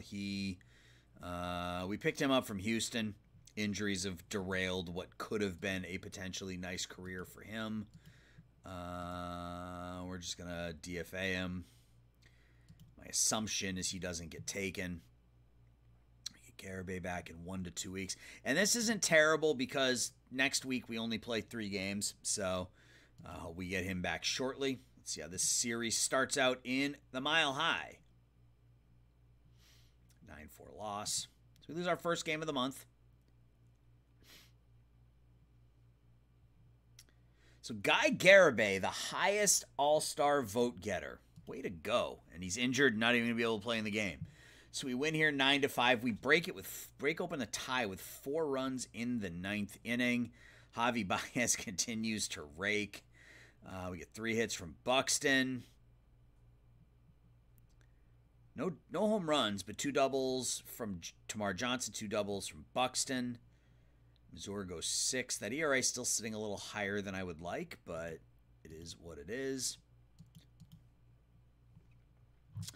All-Star game. Colorado Rockies. Who made it for the Rockies?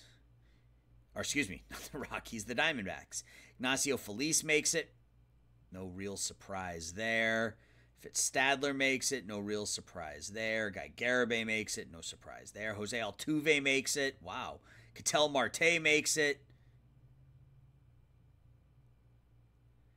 We have 4 All-Stars. We have Marte, Altuve, 5 All-Stars. Marte, Altuve, Garibay, Stadler, and Feliz. So 5 All-Stars for your Arizona Diamondbacks this season. What about prospects?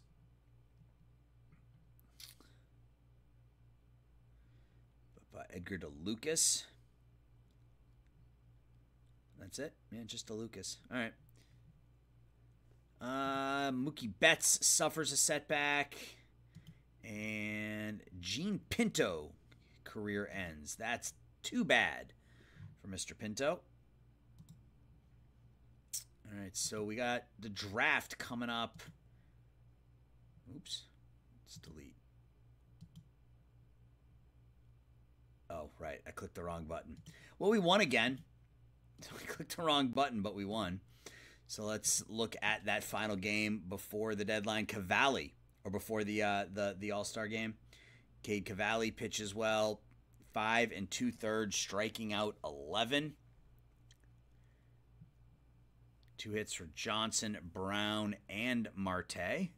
Ketel Marte making the All-Star game in his second go-round with the Arizona Diamondbacks. Obviously, he was with us at the beginning. We traded him in 2020 for Logan Webb because we needed some pitching. And he played pretty well in San Francisco and then bounced around a little bit. We brought him back before the trade deadline last year. He was terrible. And this year, he has been rock solid. 151 OPS plus, almost 2.5 WAR. He's not playing every day, but he's playing really, really well. So we're 49 and 43. We have the 3rd wild card spot. We're 10 games out of first place. And yeah, things look good. Well, things look better, I should say. Not good, but better. Yeah, we made that one minor move in the bullpen. We moved Batista to closer, and we took Diego Castillo out, and all of a sudden, things have been going the right direction. So we're 6-1 this month. We have home run challenge today, All-Star game tomorrow, along with the draft. So the All-Star game and then the draft the very next day. I like that. Kind of work the draft into the All-Star festivities. Lawler's eligible to come off the DL. So we can now send South Assine back down. Bring Jordan Lawler up. And Lawler becomes the backup. Who'd have thunk it? I mean, that may change. You know, I mean, Javi Baez may go into the tank and we need to turn to Jordan. But right now, I mean, we're going to play him, you know, we'll play him a few times a week so that he can get, so he doesn't get rusty. But yeah, Jordan Lawler is a backup at the moment.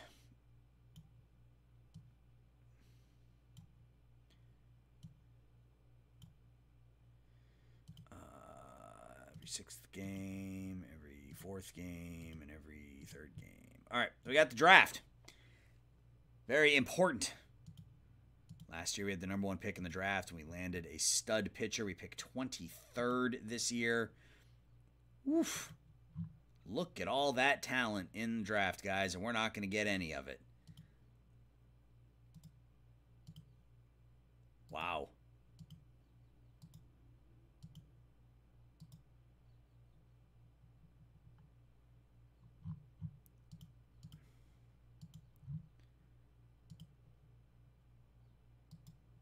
All right, let's see what's available. So you got a couple of pitchers. Wow. Prakoso. Oh, God. Prakoso Alish Jabana. Alish Jabana. Ground ball pitcher out of high school. 4 really good pitches. Thomas Pickett's 23. Wow, okay. I like Pickett because he's super developed already. Big kid, 6'3", or 6'8", 235. Less of a ceiling on this guy, but still a really high floor. Ground ball pitcher, high work ethic, has a knuckle curve, which I love. High work ethic, the 70 stamina. Right now, he's my pick, but we need to take a look at hitters as my God. Are you kidding me with some of these hitting profiles?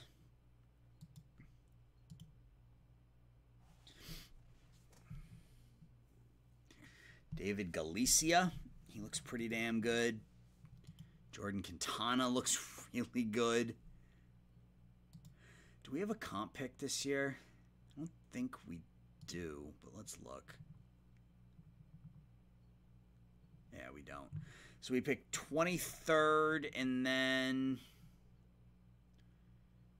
it's 54, 59th. Is that right? Yeah, so most of those players aren't going to be there. I kind of like the idea of taking Pickett. I mean, he could be up as early as next season. Three pitches, 2 pitches that are already developed. Again, I don't think he's going to be a superstar, but that's a really solid. You know, if he ends up 55, 55, 60 with 65, 65, 60, I mean, that's a really solid number 2. Ground ball pitcher, elite stamina, high work ethic. He's not fragile. Yeah, we're going to take Thomas Pickett. Thomas Pickett, 23-year-old with our top pick. Let's get to our next pick. Dylan Hairston's still there if we want to take a shot at a super young guy. 70 movement, or 70 stuff, 75 movement, extreme ground ball pitcher. That's crazy. All right, so we still have some really good offensive players available.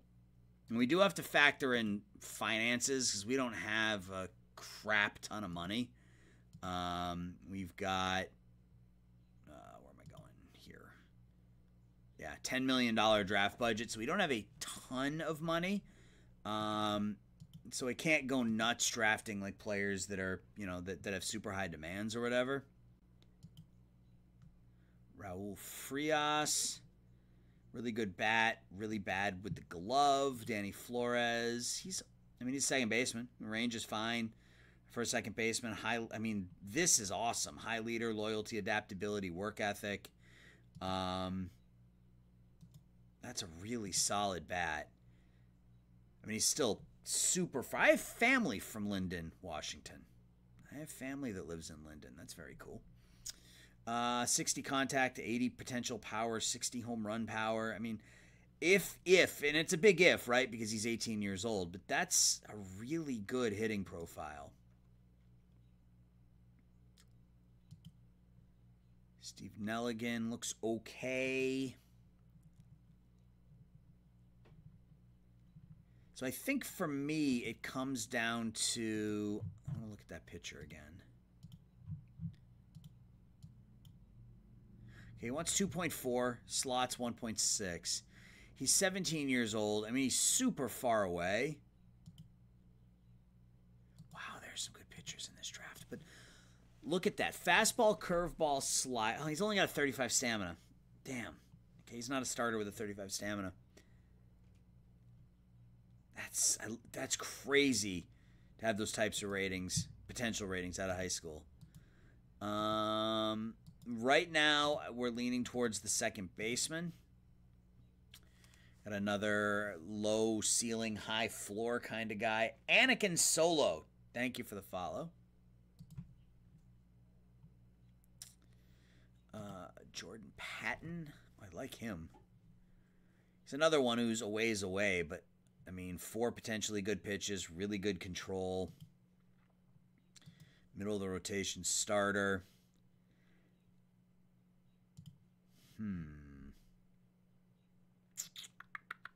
50 stamina, low greed. I'm leaning towards, I don't know what I'm leaning. I think I'm leaning towards Patton, actually. I think I'm leaning towards Patton, although I don't know how you pass that up. I don't know how you pass this up. I mean, everything you're looking for personality-wise. He can play second base. He's durable. I think we take Flores and hope that that pitcher is there with the next pick. So Danny Flores is our number 2 pick. Let's go to the 3rd round and see if... Yeah, he's not. Damn it.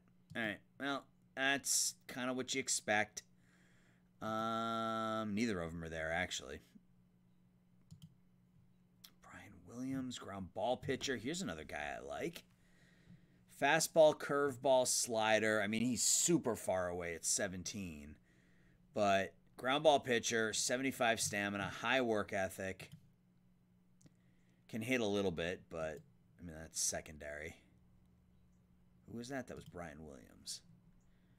Looks okay. The control's a little concerning, but I mean, if his pitches develop and he ends up as a 55, 60, 45 guy with 75 stamina, I mean, there's a lot of value there. Any bats that knock my side? I mean, Aparicio's good, but he doesn't really have a position, right? I mean, his arm isn't good enough for third. His range isn't good enough for short.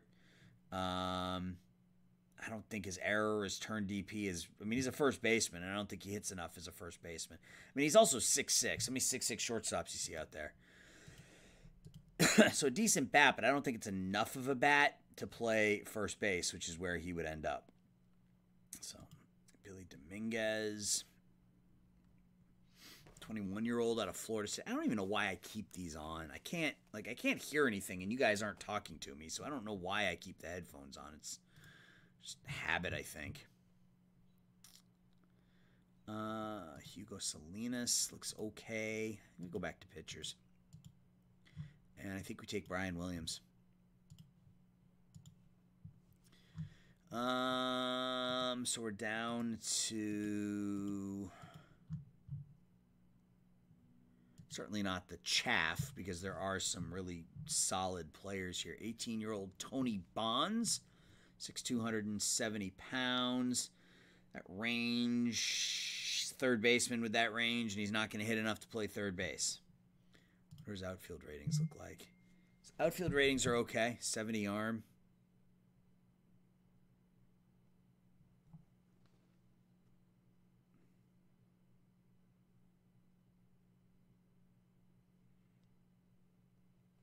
Hang on just a second, guys.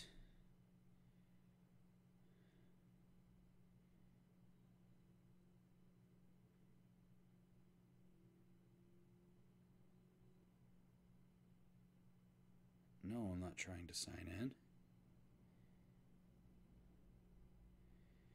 Bear with me. I just got a notification. Somebody trying to log into my Google account.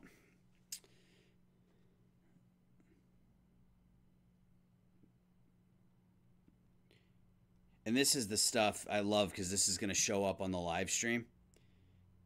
It's fantastic.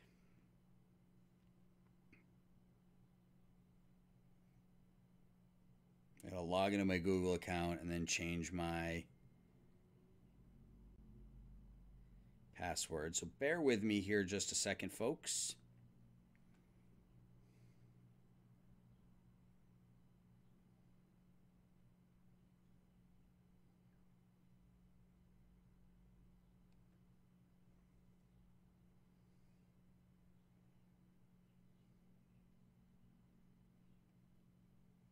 Let's try that.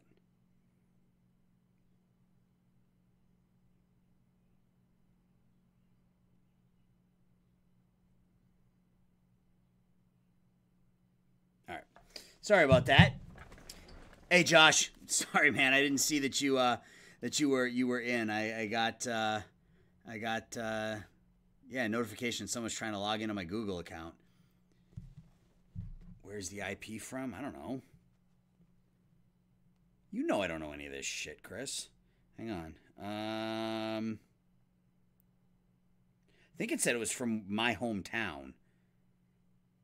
It doesn't give me the IP address. It just tells me the device and where it's from.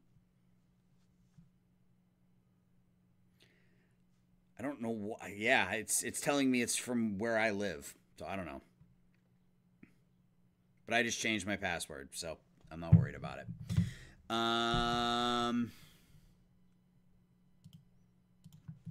Look at. Sorry, give me just 1 second. I'm gonna look at one other thing.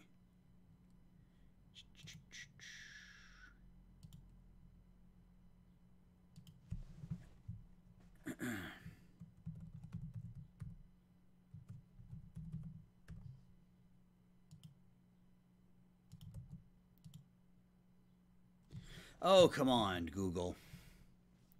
Sometimes it says the geography. Yeah, it says it's my hometown, is what it said. So I don't know, like, where I live. It's saying that someone was trying to log in to my Google account. I don't know why it would do that, but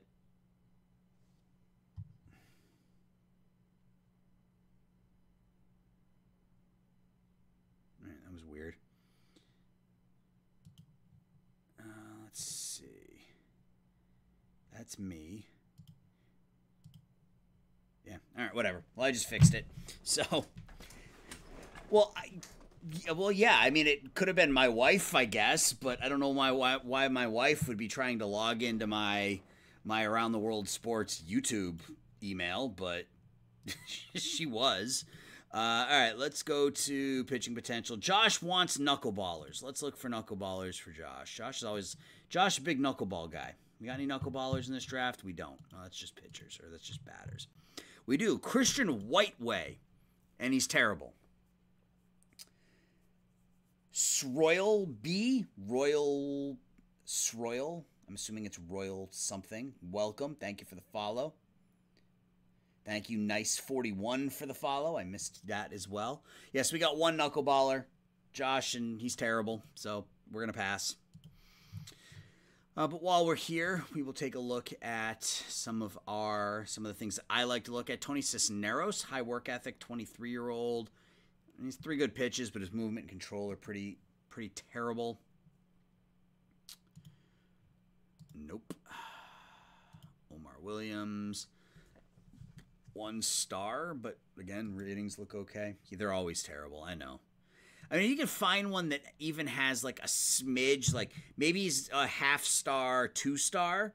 You know, maybe you would take a shot at him and see what happens. But Jaden Jenkins, I don't mind. 21 years old, leader, loyalty.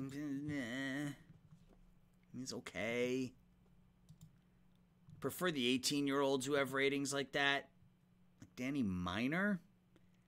Low leader, but that changeup will never develop. But the other stuff might. He only has 40 stamina, so he's not really a starter. I mean, technically he is. Juan Alvarez, same deal. 4 good pitches. Goes to U of I, or is committed to U of I. Victor Cornejo. Now, this is somebody I can get behind. 55 potential stuff, movement and control potential 40, not great, but 3 potentially good pitches. None of them are. The changeup's already a 30, so that tells me that will likely develop. If it's stuck at a 20 or 25, it probably won't, but at a 30, it has that opportunity to develop. Good stamina, good intelligence. Victor Cornejo looks like a decent pick. Let's look at fielding ratings now. Any yeah, I mean, Jason Hale, 6'3", 200-pound catcher out of Ryerson University in Toronto. It's weird finding catchers that don't have high work ethic. It's just strange to me. They almost all catchers have high work ethic. Jorge Acevedo looks okay.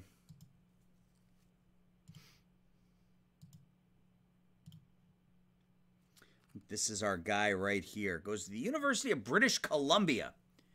Vancouver, British Columbia, 21 years old. Still a ways off, but very good defensively. High leader. Enough offensive stats, not my pick. Enough offensive stats that I could see him turning in at least into a backup at some point. Infield range. Roger Burnside. 21-year-old out of Gonzaga. Very good. I mean, that's 75 range. I mean, you don't see that very often.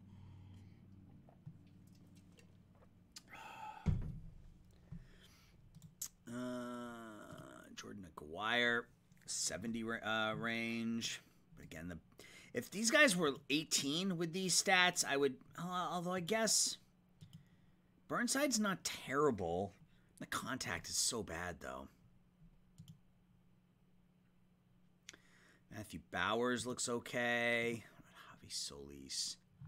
Oh, that's just awful. Nana Bellefleur. Great name. Just a fantastic name. Well done, out of the park. 23. Vladislav Butler. Okay.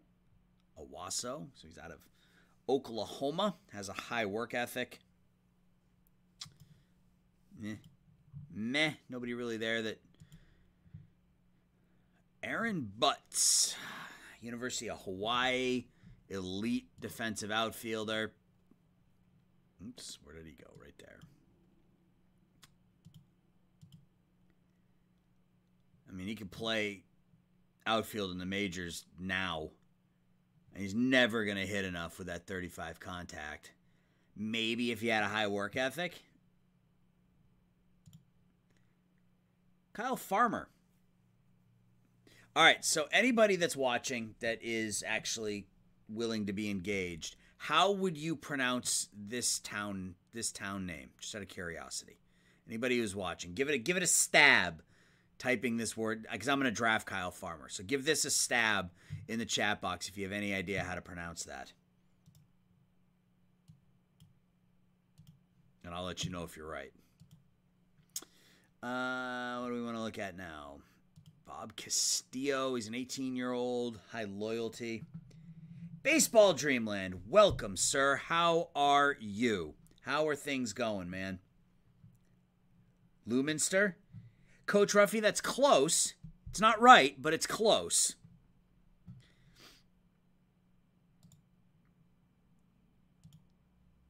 Yeah, Baseball, how you doing, man? Good to see you. Thanks for jumping in. Thanks for stopping by and saying hello.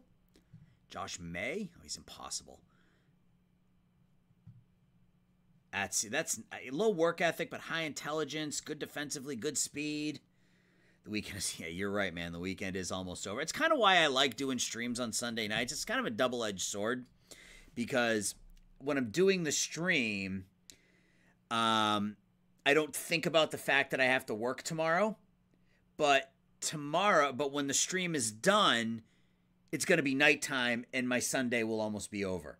So it's sort of a double-edged sword. So I do the stream, completely don't think about work, and then when the stream is over, it's nighttime and I have to go to bed soon. So it kind of sucks. Lominster is also not right, Coach Ruffy, but you're close. You're getting close. You are getting close. Josh May. We like Josh May. High intelligence, low work ethic. He's impossible though, Breeze. I won't be able to sign him. I won't have the money to sign him. Larry Bronston. High adaptability or low adaptability, high greed. Yeah, there you go. But you know what? That's a good idea. Baseball. Just keep streaming and the weekend will never end. I'll just tell my boss tomorrow morning that I can't work because it's still the weekend. That's a fantastic idea. Oh, speaking of not working, I got some really good news last week. So for those of you who follow my YouTube channel or have been, in these streams with me, you know that my passion is to broadcast baseball games. I do it at I consider myself a professional because I do get paid to broadcast games. It's not something I do full-time. Right now it's a side gig. It's something I do in my spare time around my full-time job and this stuff. I got confirmation the other day that I'm going to be traveling to Winnipeg. Winnipeg and Sioux City, Iowa, to call some baseball games at the end of July. So I'm super excited about that. I'll be traveling with the team, so I'll get to experience the 18-hour bus ride from Chicago to Winnipeg, Canada in the middle of the night, because we're going to leave after a Sunday night game ends. Monday's an off day, so we travel Sunday and drive all day Monday, and we got a baseball game Tuesday. So I'm super excited for it. So yeah, very cool. So anyway, Coach Ruffy. So you went with Luminster. Joe the Jester went with Layminster. Coach Ruffias went with Lowminster. It's actually Lemonster. So Lemonster. So like the lemon, sour lemon. Lemonster. That's how that's pronounced anyway. Yeah, head coach Carl. I'm super, super excited. I am the, I guess you would consider me the backup Lowminster. It's Lemonster is actually how it's pronounced. It's Lemonster. Is that indie ball? Yeah, it's American Association, the Chicago Dogs. I'm sort of the backup guy, if you will. The guy who calls the games for the Dogs, super talented kid. He's half my age, but I've learned more from him than I can even imagine. But he's taking some time off. He's taking his first vacation in like 3 years, so I'm going to travel with the team, and I'm going to go call those games. So, yeah, very, very fun. Oh, you drove by Impact? I was there yesterday, actually. I was calling the game there last night. So, yeah, I'm super excited about that. It's going to be a lot of fun. Anyway, let's get back to the draft. Developmental League. Yeah, there's some... There are like summer, like college leagues, like the Cape Cod League, for example. But there's like I don't want to say lower because I mean they're all talented kids, obviously, but it's not quite the same talent level. Yeah, Peru, the DuPage Pistol Shrimp. I call them the DuPage Pistol Shrimp because I actually broadcasted their games their first year in existence when they were in. Lyle, when they played at Benedictine University, I was their broadcaster. They were the DuPage Pistol Shrimp. Now they're the Illinois Valley Pistol Shrimp, and they're down in Peru. Yeah. So I actually have a hat up here with me somewhere. I used to. I have a Pistol Shrimp hat up here someplace. Yeah, I called their games their first year in existence. So they moved because Benedictine wouldn't allow fans during COVID. But down in Peru, they would. So they moved down to Peru and got their games down there. So, yeah. Let's get back to the draft. Let's do some more drafting. We've been sitting here on pick number 9 for like 15 minutes now. Let's go back to hitting batting potential. Jake P, thank you for the follow. Captain Canoe, I don't know if I followed you, if I thanked you. This has been a super successful stream. A lot of people. It's been great. I've had a lot of fun tonight. Elijah Hall. And why is he fallen to the 9th round? OSA likes him just as much as we do. I mean, obviously he's flawed. But yeah, I mean, that seems like a no-brainer. Joe the Jester. I live in Chicago. I've lived here since 99. I'm born and raised in Boston, as you can no doubt tell from what's behind me. But yeah, I've lived in Chicago since 99. I still consider myself a Bostonian through and through. You ask me where I'm from. Actually, you can look at my shirt too. Ask me where I'm from, I'll tell you Boston. You ask me where I live, I say Chicago. So. Yeah, I'm a Midwesterner by address, but I'm a New Englander by heart. So, hope to one day end up back in New England when it's all said and done. But right now, while I got little kids and we got family in the area, this is where I put the stake down. So, and there are worse sports cities to live in than Chicago, right? I mean, the amount of stuff that's available here is just absolutely crazy. I don't even know. Like, I'm not even looking at these players. I'm just clicking on them, then clicking off of them. Let's go with Vladislav Butler. I don't know where he's going to play, but high work ethic. I mean, he's got range for shortstop. He's got an arm for, I mean, he's probably a second baseman, maybe if, I don't know. It's probably nothing in the scheme of things, but he has a high work ethic and he's 17, so he could turn into something more down the road. Maxwell's Hammer, thank you for the follow. Hope you're having a good night, and I hope anybody who's in chat who's a dad has a good Father's Day. I hope those of you who have dads called dad, wished him a happy Father's Day, gave him a gift. told him he loved him, did all the stuff you're supposed to do as a good child. And if you didn't, you still got time. So make sure you call your dad. This is my dad. Just show you my dad. It's my dad right there. My dad passed away about 4.5 years ago. And actually, that's as crazy as it sounds. My dad's passing is what allowed me to kind of chase my passion. My dad, I was an only child, so my dad saved a bunch of money and left that to me. And I used that money to go back to school. And then I was able to start my broadcasting kind of gig and dream. So even in his passing, my dad is taking care of me. So yeah. So call your dad if you haven't is the big picture here. All right, so I'm getting way off topic. So let's get back to let's find a couple more players and let the AI finish this up.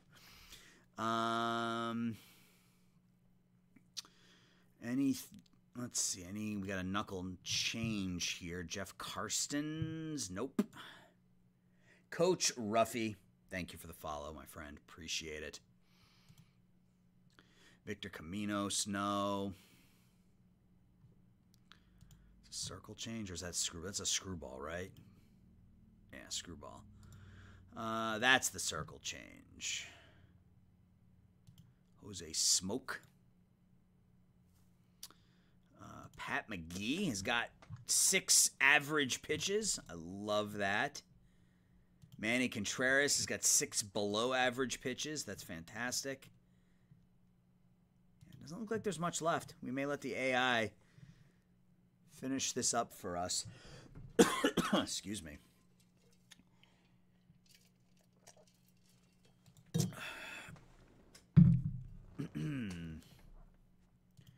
Chris Delgado, no.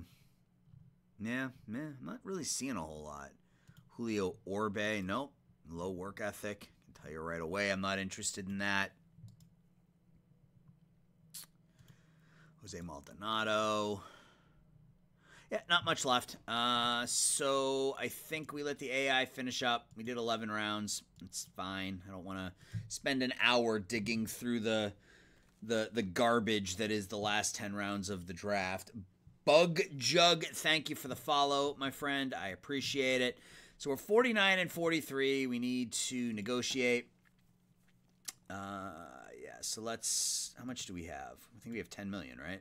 We have 11. Okay, so we're going to have enough to sign our top. Oh, that's right. We don't have a third or a fourth round pick. That's why this draft felt really, really light once we got through the first 2 rounds. Because we signed both...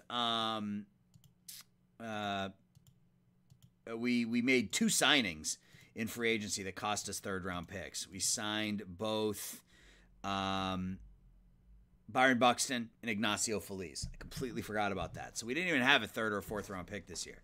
We gave up our third for Feliz, which was obviously well worth it, and then we gave up our fourth for Buxton, which has also been well worth it. So totally okay with that.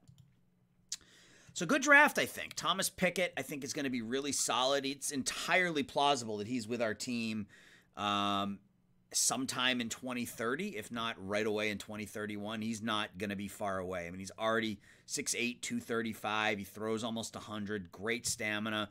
We just need the stuff movement control to develop. I would call him up with these 3 pitches if his ratings were already fully developed. So he's not far off. Danny Flores is far off. But a second baseman with this type of personality and these ratings, you have to think that with all of this, these are going to come pretty close to what the end result is. Brian Williams in the 5th round, frankly, I'm thrilled with. I was happy with him in the 3rd, thinking we were picking in the 3rd round, but in the 5th round, I'm thrilled with this. Victor Cornejo, only 2 stars, but again, the potential's there. And then Elijah Hall. Yeah, because you remember me saying Elijah Hall fell to the 9th round. I'm fine with that as well. So, all in all, a good draft, I think. I got something stuck in my throat, guys. Sorry.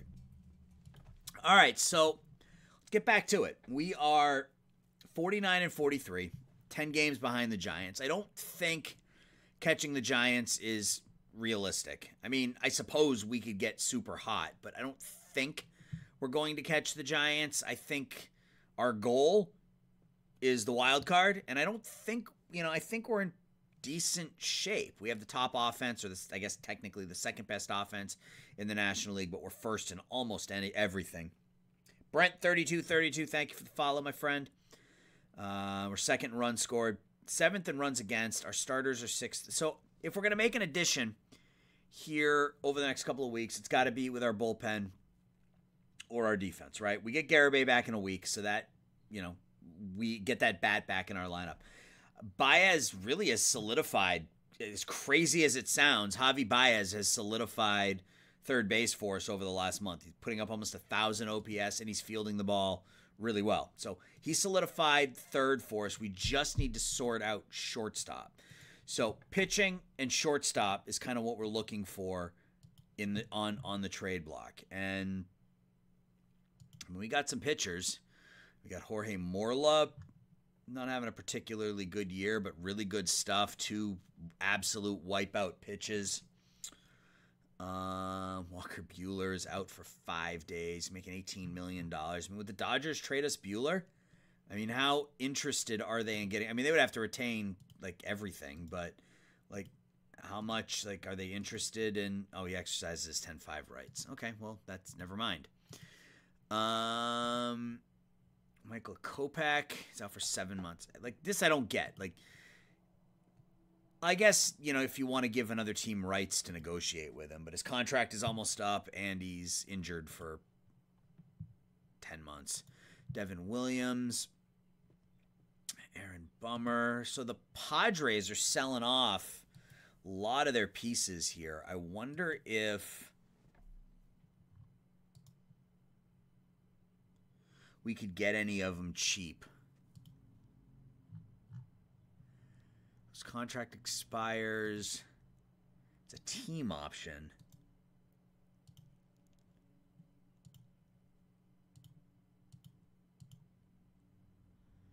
Okay, so we can probably find a way to make this work.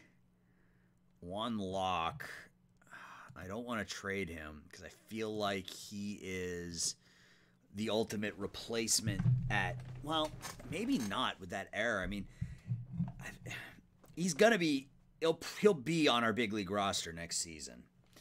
So I don't really want to trade him. Little John is a catcher that's got more ability than I'd like. Look at some of these prospects we have, man. Our minor league system is absolutely stacked right now.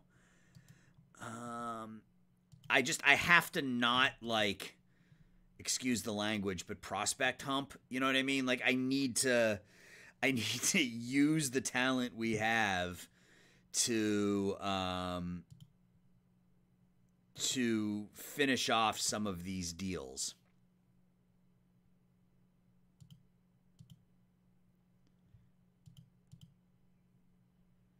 Okay. All right.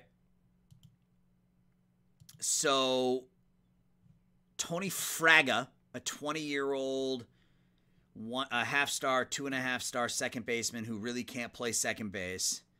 High work ethic, decent contact and gap power, no real home run power or eye and discipline, along with a half-star Bill Smith, half-star, 1-star Bill Smith, in exchange for Aaron Bummer, an extreme ground ball pitcher making $7.5 million this year with a team option for next season. I like this for a couple of reasons. Number one, it helps us this year. Number two, we have the team option, so if Stadler opts out, Munoz will be gone. Castillo is likely to not be re-signed based on what he's looking for. So that gives us an option right off the bat before we even get to free agency. I think this is a pretty solid deal. Really bad for not trading prospects even when there's a glut and log. Yeah, it's, I'm terrible at it. I came into this season in my last episode talking about how I need to trade from some of this. Now, obviously, some of these are untouchable, right? We're not trading Molina. We're not going to trade, we're not going to trade any of these top guys. We're not going to trade Shabazz, Zamora, Morales, Brown, Molina, DeLucas, Romero. But anything below that, I think is is manageable, if for the right return. I mean, some of these players I really like Ben Wad. I really, really like him. I think he's a pretty versatile player. He can pitch as well as play. I mean, I don't know that he's ever going to hit enough to be a full-time major leaguer because of his splits, and his defense isn't great, but he's not a bad backup outfielder. Ricky Littlejohn, you can't find catchers with these kind of hitting ratings very often, but I have to be willing to move on, especially in the middle infield, right? Especially in the middle infield. Because, Zamora's, he's probably a second baseman when it's all said and done because of the arm, but we've got 6 players that are exactly like this, right? We have so many of these. We've got Ibarra, we've got Dominguez, we've got Butler, we've got Locke, and we've got so many of these shortstops that we have to take advantage of it. So I like this deal. Fraga and Smith, Aaron Bummer. San Diego retains 70% of it. Let's bring in Aaron Bummer. And who goes to the minors? Stogner.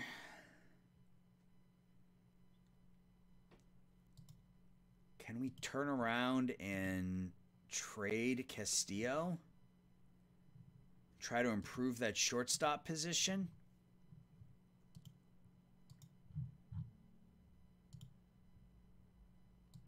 Not really. Yeah, I don't... because we got to put him on the 40-man next year, which I'm fine with. Ibarra. Can we do something like this and get a better shortstop?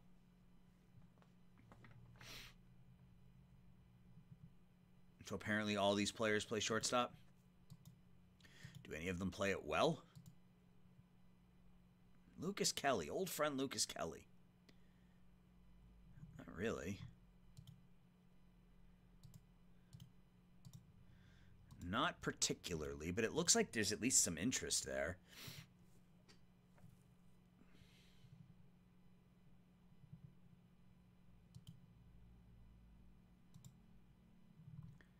I mean, if we bring in another starter, though, what does that do to our rotation? I like Adam Magruder. Magruder! High work ethic, 24 years old. Yeah. All right. So we just have to send somebody down. So who is the that's the thing, is that our starting pitching has been good enough that I don't know that trading or moving any of them out of that role is the right move. Stogner has options, so he can just go down to the minors for now. We can bring Aaron Bummer up. Let's put Calderon in AAA. All right, so we bring in Aaron Bummer. He's absolutely dynamic against lefties and very, very good against righties. So I think we go middle relief, use more often, and then also put him in, I think I'm going to put him in high leverage. Let's take him out of high leverage. So we'll have Batista, Stadler, and Bummer pitching in high leverage, and I think that works. It also gives us a lefty in the bullpen, which is something we didn't have. So now let's take a look at the offensive side of things. J.P. Crawford, he's not the J.P. Crawford of old. I was hoping maybe he would be, because he would have been a solution at short. I don't know why I'm looking at him. We don't really need a catcher. We don't really need a $23 million Freddie Freeman. Or a Cabrian Hayes who's out for 3 months. Yeah, not a lot. Kiner Falefa can play shortstop. I'm a big Kiner Falefa guy. In fact, didn't he play for us? Or was that my... No, that must have been my Oakland series. I get him confused. Kiner Falefa's not a... but he's not any better than what we're putting out there. He's better offensively, not really any better defensively. How's he doing defensively this year? Yeah, he's been bad. His zone rating's terrible, too. Not much in terms of shortstops here. Really not much in terms of bats at all. And really, I don't need a bat. I need a shortstop who can field better than the shortstop we have coming out there. So what do we have for upcoming free agents at shortstop? Nick York. Wow, look at how he's developed. I mean, if he ends up looking like that for the Red Sox, they will take that for sure. Arenado, now 38 years old. He's only a 16-time Gold Glove winner. Okay, good for him. But yeah, no shortstops. So shortstop's going to be a position of issue. We really don't need a bat. We really don't need a bat. So let's go back and look at pitchers. This is all free agency. I don't want that. But Morla wasn't a free agent. So let's talk about him. Let's talk about Jorge Morla. How eager is Baltimore to move him? Not particularly, it appears. Yeah. They don't want to move Morla. All right, so maybe we add another bullpen piece and just try to go heavy into improving the bullpen here. So trade block. Dabovich, what's he making? 7.6. He's another one that wouldn't be bad because he's ARB eligible. And that ARB number is going to be, yeah, I mean, the ARB number is absurd. But because it's arbitration, we can afford to pay it.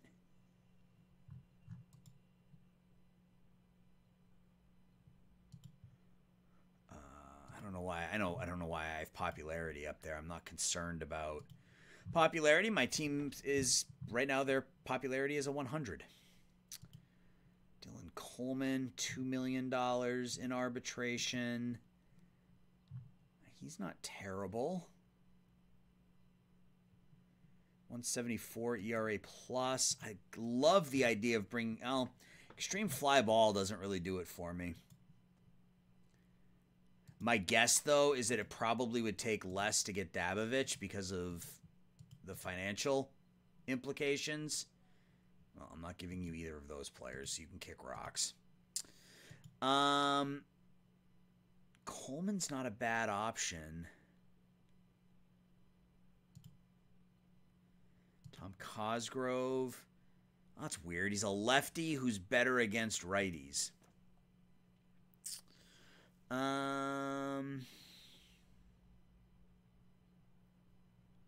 right, let's just pause it. We haven't played a game in like an hour, so let's go through, I don't know, this series against San Diego and see how things look. So we're 6-1.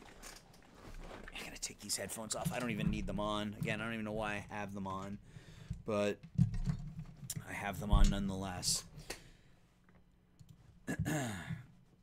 Let's get to the trade deadline. So we got Washington now for 3. So we're at home for 6 coming out of the All-Star game.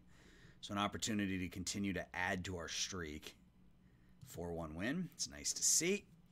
Lujan 2 for 4, 3 RBIs. He's having a down season, frankly.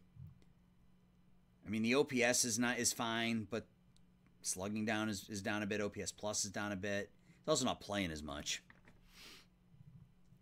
Mazur pitches really well. Game 2 against Washington.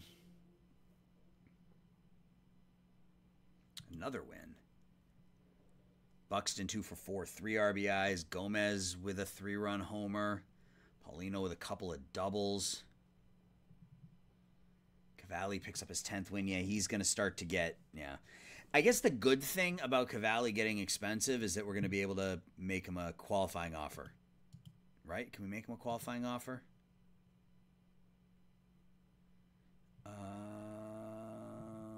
Does it say? I thought it would say. No compensation. So I don't... maybe we can't make him a qualifying offer. I wish we could. All right, we look for the sweep over the Nats.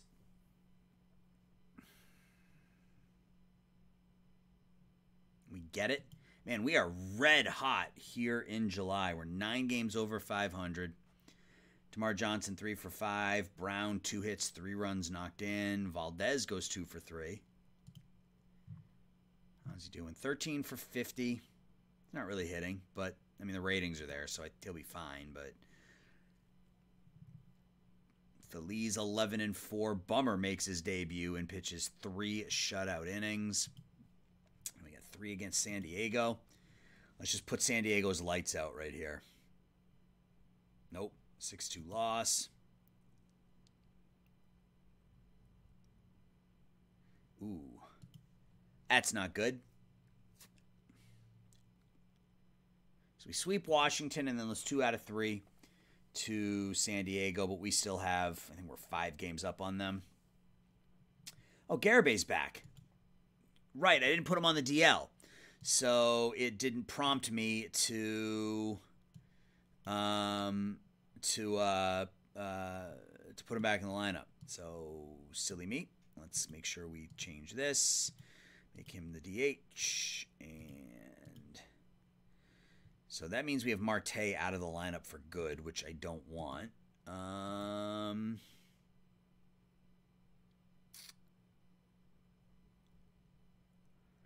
Brown, Lawler. Yeah, see, the problem with Marte is that he really, he's so bad defensively that really DH and left are the only 2 places he can play. Excuse me. I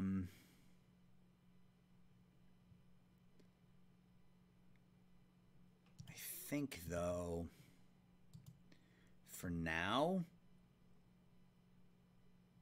Oh, he's already starting at DH against righties. Okay, yeah, that's fine. And then against lefties, Brown doesn't have any splits at all. So he'll get some time against lefties, but Brown will get some starts there against lefties. All right, so we get Garabay back. 53-45, 8.5 games out of first place. We have the final wild card spot. What do we want to do? We are 4th in runs scored. We don't need to do anything with our offense. Our offense is fine. Again, I still would like a shortstop. That's sort of the thing that's... But what I want is a really, really good shortstop whose contract expires at the end of the season so that I can just bring up one of the many young players we have. So, find a player. Let's try this again. Shortstop, 55 rating, include minor leagues, and let's see what we have. A lot of free agents. That's not going to help me. Look at all the shortstops we have with a 55 rating in our minor league system. It's crazy. 21-year-old who's already 2.5, 3 stars.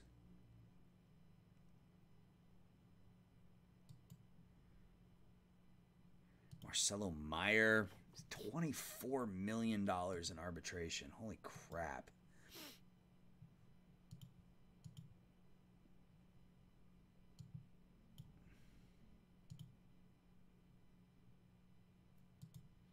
Yeah, no, I'm good. Good with that. Although, I mean, he's really good.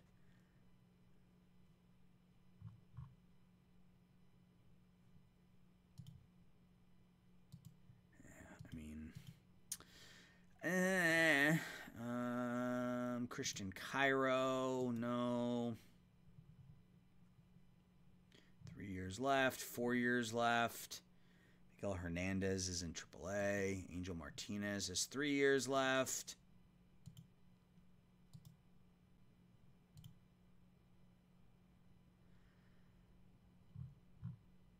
I mean, the offense there would be so bad, though.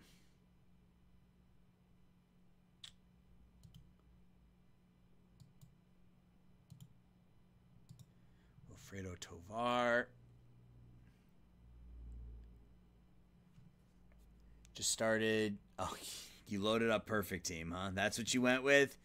That's the way you went, huh? Was perfect team? Okay. More power to you. You know I'm not a perfect team guy, but that's just me.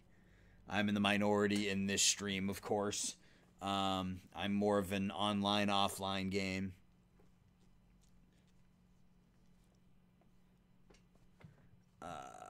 Alcantara's not terrible, but again, I mean, he's really bad with the bat, so he is terrible. But wow, there's just nothing here. Most teams have their elite shortstops locked up, which obviously makes sense. I mean, I'd love a Khalil Watson. Maybe not for that kind of money, but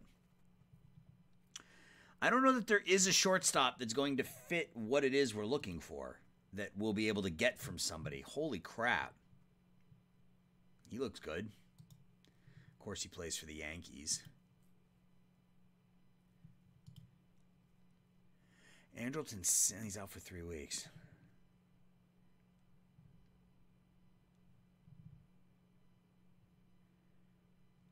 Not going to make a deal with the Giants. Welby Marte's got a ridiculous contract.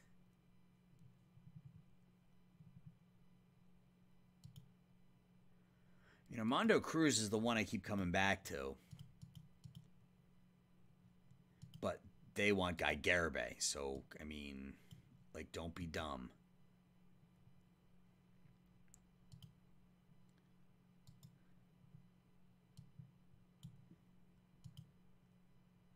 Yeah, like, we're not going to get there. Yeah. All right. Now, we made the deals we're going to make. You made a base save game with Draft and Prospects League since you're most interested in the additions of those. Yeah, I mean, Out of the Park 23 has got a bunch of, you know, really, really good quality of life things, which, you know, it's one of the things I love about it. So we've received a trade proposal. They want to send us Yenier Cano for Dalen Wynn Brown. No, I don't. That's a nothing deal. That does nothing for me. So what do we got? We got the White Sox. Oh, no, we got the Marlins, the Royals, the Dodgers, and the Reds. So let's get through this road trip, and we'll pause one more time. We are coming in on the end here, guys. I'll likely get to the trade deadline and call it a night, but we still got a ways to go. Feliz, 6 1/3 of one-hit baseball, Game 2 in Miami. 3-0 loss. And final game in South Beach. 4-3. All right, we get Altuve back. So what do we do now? I guess Brown goes down, right? Altuve comes back up. And we'll replace Altuve there.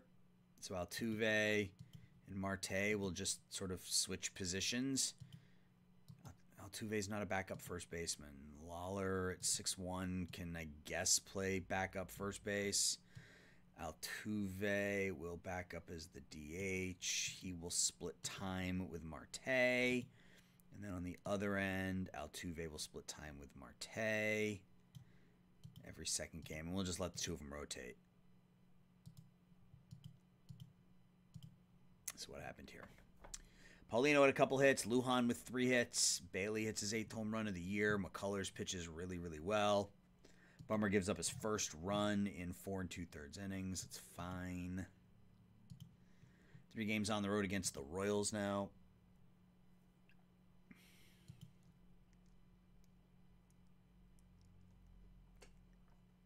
(6-3) loss. So, bit of a rough patch. We are 4-4 in our last 8. It's not terrible. But we were 9-1 to start the month or something. 9-5 win. So they scored 5 in the 7th and 8th. We were up 9-0 at that point. So Marquez gives up all 5. Stadler comes in, pitches the last 2.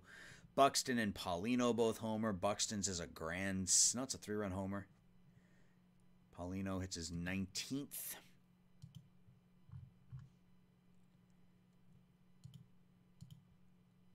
Now he wants to talk long-term. He didn't earlier, and I'm certainly not going to give him $8 million, but that's something to keep in mind between now and the end of the season for sure. Final game of the series in Kansas City. Coach Dash, thank you for the follow, sir. We lose there. So we're 6 games out of first place. It was the All-Star game where I said we're 10 games out of first place. There's no way we're going to catch the Giants. Our goal should be the wild card. I mean, we have that 3rd wild card spot. We're 2.5 games up on the Pirates. We're Game and a half behind the Brewers for the wild card lead. We're only 6 games out of first place. I don't understand how our ratings are sort of working this year. We're 5th in runs scored, but we're 1st in batting average, on-base percentage, OPS, and WOBA, but we're 5th in runs scored. I don't get it. Pitching staff has been good, both starting and relieving. Cavalli is out of our range at this point. You can see our money left for extensions is negative $22 million. But I mean, I have to think that if we go through an entire Major League Baseball season with 100 fan interest and we make the postseason, that there has to be a fan loyalty bump or a market size bump, right? I mean, you just have to think. Can Baez play short, Lawler to third? He can, but Baez is actually that's not a terrible idea.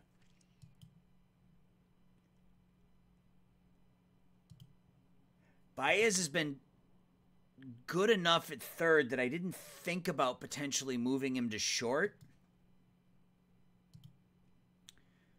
Because Lawler, I mean, the thing with Lawler is that his arm isn't really good enough to play third and his range isn't really good enough to play short. But that being said, I mean, he was only slightly below average at third. So it comes down to is there going to be a defensive downgrade going from Valdez to Baez at short, and will the offensive improvement going from Valdez to, I mean, there's a almost 200-point difference in OPS. So let's try that. Let's bring Lawler in. We'll make him our everyday starting third baseman, and we'll move Javi Baez to short. And that means Valdez, and that means Valdez can just come in as the defensive replacement as well. You can't. No, I don't need Valdez as a backup as a defensive replacement at second, but at short, yeah, that makes sense. We'll see if this works.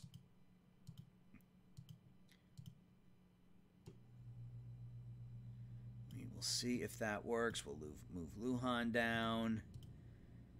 Valdez out of there. Check Babbitt. Yeah, we have some. Our offensive Babbitts are I mean, nothing. I mean, other than Marte, nothing that's really crazy. Johnson's is a little bit high. Altuve's is a little high, but most of them are okay. From a pitching perspective, where am I going here? Man, I don't even know what some of this stuff means. I know I should, but I don't. It's really bad luck trying to stream this game and not knowing what a lot of this stuff means. Yeah, again, Castillo has got a high BABIP. Cade Cavalli's BABIP is high. Woods Richardson is high, but other than that, nothing crazy. Mazur's a little bit high, I guess. It's nothing completely out of completely out of the world. Our Pythag was, we were like 5 games under last time I checked, or 4 games under last time I checked. We're now 3 games under. Still have the 3rd best run differential in the National League, and yeah, I mean, we should be 59 and 45. So we're clearly not playing as well as our Pythag says we should be playing. And we're 15 and 17 in 1-run games, and that a lot of that came at the beginning of the season when we had Diego Castillo as our closer. He went 1-8 or 1-7 as our closer or something. So we moved him out of that role. We put Edison Batista in the closer role, but we've been leaning on Fitz Stadler most of the season as our stopper. And he's on pace for 4.5 WAR as a reliever. So, yeah, so it's starting to sort of even itself out here a little bit. I mean, I'm curious to see what's going to happen here with Lawler at third now and Baez at short, because Javi isn't as good at short as he used to be, but isn't that far off from what Valdez was, because Valdez was 65, 65, 65, 65. Javi at 60 and then 65, 65, 65. So there shouldn't be a huge drop-off, if any, really. And Lawler will give us more offense at third than Valdez was giving us at short. So we'll see how that goes. So we're almost there. I don't think we're making any more deals unless we get made an offer. I'm pretty happy with the build of the team right now. So 1-6, 4.66 Walker Buehler at home against the Dodgers. 4-1 win. It's Marte 3 for 4, Garibay 2 for 4. Lujan leading off in this one. It's interesting. An interesting decision. Cavalli pitches well again. Second game, 5-15 with a 6.22 ERA is Garrett Cole in this world.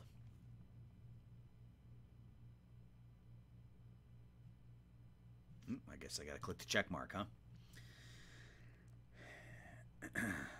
Another win, 8-2. Garibay, I love having Guy Garibay back. It makes our offense so much deeper.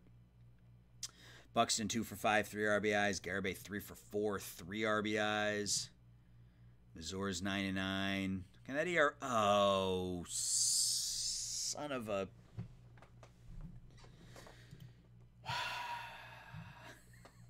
Of course. All right. So we got a decision to make here. I think we sim up to the 31st and see what this thing tells us about. Yeah, you love to see it. See what it tells us about his injury. Hopefully it's not a long-term injury. Obviously, I don't want to get past the trade deadline if Mazur is down for the count. We'll need to add a starting pitcher. If it's a 2, 3, 4 week injury, we'll just deal with it. If it's an end-of-the-year injury, we will want to add a starting pitcher. So we'll see what happens here. Oh, Garrett Cole. Yeah, you love to see Garrett Cole with that type of record. As we look for the sweep of the Dodgers, we get it. Garibay 3 more hits.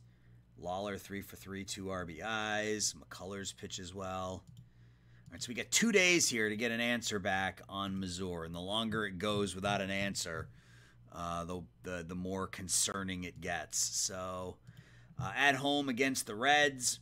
So this is it. If we don't get an answer today, we're just going to have to make a decision. And we're just going to have to make a decision. But the fact that it's now gone 3 days without an answer tells me that this probably isn't good. So Feliz has been an absolute truck for us lately. 6 2/3, 2 hits, 7 strikeouts. Lujan goes 2 for 4 batting leadoff. And we don't get an answer, so we're going to have to figure out what we want to do. I think we look to add a pitcher. I think that's what we do. We look to add a starter unless... the alternative is to either call Stogner back up and just stick him in the rotation, and he's proven he hasn't been a good starter for us. Or we give Chase Shores a chance, and I don't know that he's been really bad in AAA. Molina's obviously not ready. Hell. All right.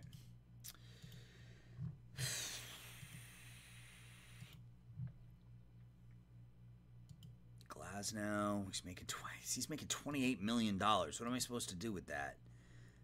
Bring Matt Allen back. He's out for 7 months. We had him at the end of last year. That didn't work out well for him. Taj Bradley, maybe? He's putting up 2 WAR in Colorado. He's been okay. That would be all right. What does Colorado want for Taj Bradley? This game, man. This game. Oh, Pickett signed and he's hurt. Of course he is. Of course he is. 2 innings into his first game, he gets hurt. We got to call him up to high A. We got to fast track Mr. Pickett here. All right, what if we start with Fonseca? Oh, good. So now you only want Romero as well. Dumb game. Jalen Jones. What if I add him?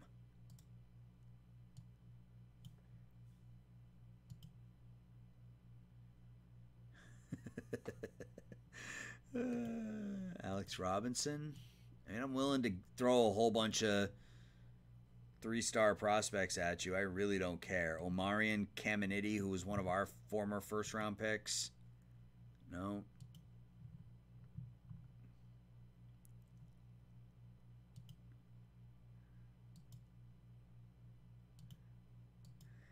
Marco Fuentes, you like him? A little developed. We're close. Well, we're clearly not that close. If you want those, if those are the only pieces that are going to get it done, we're clearly not that close. What about Jordan Leftwich? He was a former high draft pick. No.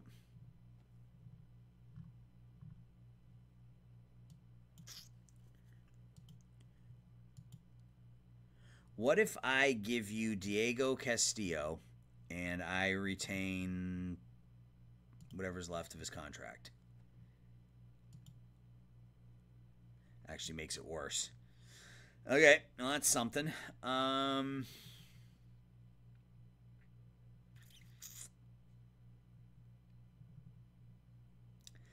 don't know what to do.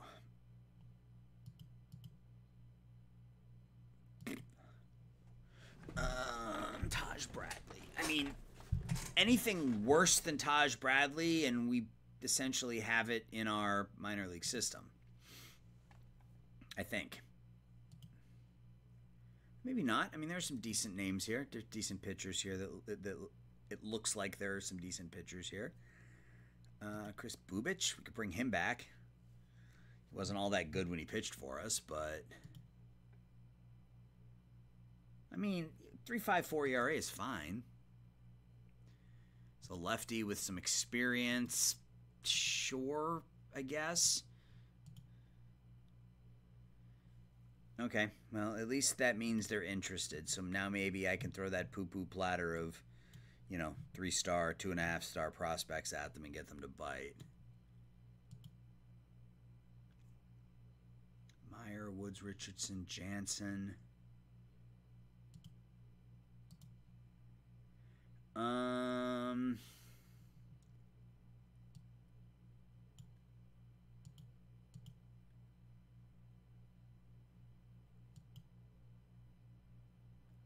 Huh. GT Sundown, thank you for the follow.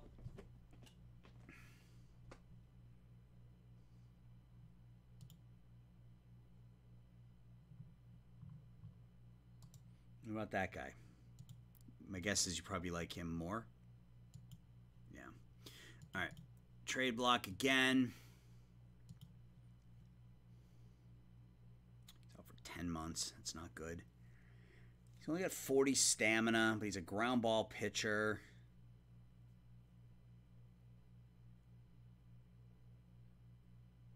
Where is he? Adrian Florencio.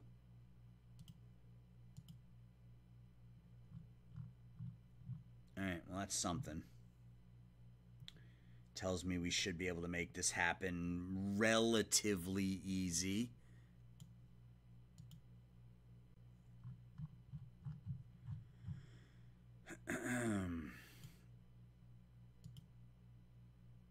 Bailey, no. Meyer, Mizurmer. All right, well, here's something. Do I just add Valdez to this and then call up one of my young players? I think that's probably the right move here. So we just do this. I think we just do this and then we call up Ibarra or somebody like that. Yeah, Valdez is fine. He's a captain. He's not, not popular per se, but he's been awful. In 2 straight years of an OPS plus of under 60. Yeah, let's just do that. I'm fine with it. We have more than enough captains. So now we need to... Do we call up Locke? Yeah, we're going to call up Juan Locke. He will now be the backup middle infielder.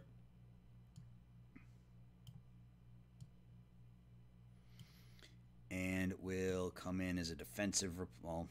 come in as a defensive replacement at third, I guess, for Lawler. Same deal here.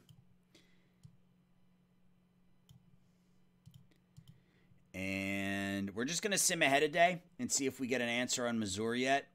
Because I assume we're going to have to put him on the DL, and if we do, then we can just put that pitcher in his spot.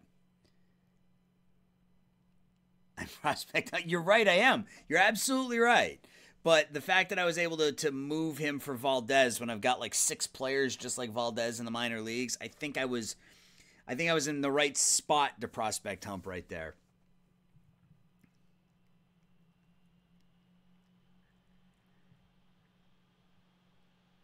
And he's out for 1 to 2 weeks. But Marquez's now diagnosis pending. So I think Mazur goes on the injured list, even though it's a 19-day disabled list. That's fine. All right, well, it's not as bad as it could have been by any means. So we can put Florencio in the rotation. We win 9-3, and we finish with our best month, a 7-run 7th inning. I'll take that. Lawler 2 for 4, 3 RBIs. Marte knocks in 2. Marquez goes 5 2/3 and then gets hurt. All right, so that's where we are. It is August 1st. If we take a look at our stats, I mean, Cavalli and Feliz have been just dynamite. Look at that FIP for Cade Cavalli. Are you kidding me? 2.6 FIP out of our starting pitcher. 4.7 WAR, 123 ERA plus, 12.7 strikeouts per 9, 184 Ks and 130 innings. Man, I wish we could re-sign him. That's a reasonable. That's a fantastic contract given what he's doing this year. So maybe we have money for him in the offseason. I don't know. Feliz has been terrific in his first year with us. On pace for 6.5 WAR and almost 20 wins. Stadler's been terrific. Again, we're likely to lose him at the end of the year. He's going to opt out of the contract. But he's on pace for 4 wins. 4.5 wins as a reliever. Aaron Bummer we picked up. And this will be kind of his audition to see if we pick up that $7.5 million option next season. McCullers has been really good. We traded for him right before the season started. He's on pace for 12 wins and 3 WAR. I mean, you can't beat that. Rest of our bullpen has been okay. Only Andres Munoz has been below average, and he's a free agent at the end of the season. So, we'll just make sure that he avoids high leverage and we don't pitch him a lot. Offensively, Guy Garibay, we grind it out. Like, we don't have, Garibay's having a great season, but other than that, we don't really have anybody that's really knocking the crap out of the ball. We just 1 through 9 just get it done. You look at some of these OPSs. Only Javi Baez has an OPS plus of under 100, and that's because of his time in New York. With us, he's been terrific. How's he doing at short? Okay, it's been above average, so perfect. So that is working out right now. Buxton having a really good first season for us. Contract jumps next season. But if he can put up this type of year, even if his season ended tomorrow and these were the stats he put up for the next 3 years, I would absolutely take it. Tamar Johnson, we signed him long term. We got him locked up till he's 30. Just having another solid season, another year of 3.5 to 4 WAR. Ketel Marte will be gone after this season. We won't be able to afford him, but he's been great, which is fine because we have a lot of young offensive talent coming up. Lujan, a bit of a down season. Again, he's not really playing as much, but OPS is fine. OPS plus is fine. He's on pace for almost 3 WAR. Paulino has been good, showing us some power. Altuve's hitting over 300. Lawler's signed long term, but even if he ends up being that, utility first, second, short, third guy, I'm fine with it. His contract is reasonable. It's 2.8 this year and then 5, 6, and 6. So it's nothing. So we're in pretty good shape with a ton of really high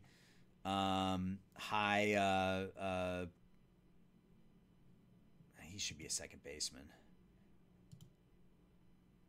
In fact, we need to start him at second. The arm isn't good enough to play short or third. He needs to be a second baseman. But a ton of really high ceiling prospects. Just some crazy numbers. Okay, so it's time for Molina to come up. He's dominating A-ball. So he'll probably finish the season in Double-A. Once the movement and control get to 45, there's no reason to leave him in the minors any longer, so he's likely in our starting rotation next year. And we're in good shape. I think that's gonna do it. So I'm going to, I guess offline, I will sim the month of August like I normally do. Wednesday afternoon sometime, I will release the next episode, which will take us through the end of the regular season. So I want to thank really everybody for hanging out, all the follows we got. Yeah, a ton of people here tonight, more than we've had in ages. It's just wonderful. I appreciate it. One more time, though, just for shits and giggles, because it is my my stream and I want to do it. That is my YouTube channel. So if you like what you're watching here, go ahead and head over there and follow there and check that stuff out. And I also have a brand new Discord. Don't really know what to do with it yet, so feel free to hop in and tell me what to do with it. So that is going to do it for tonight's stream, guys. Thank you for coming. Thank you for hanging out. And I will see everybody on Wednesday. Take care. Bye.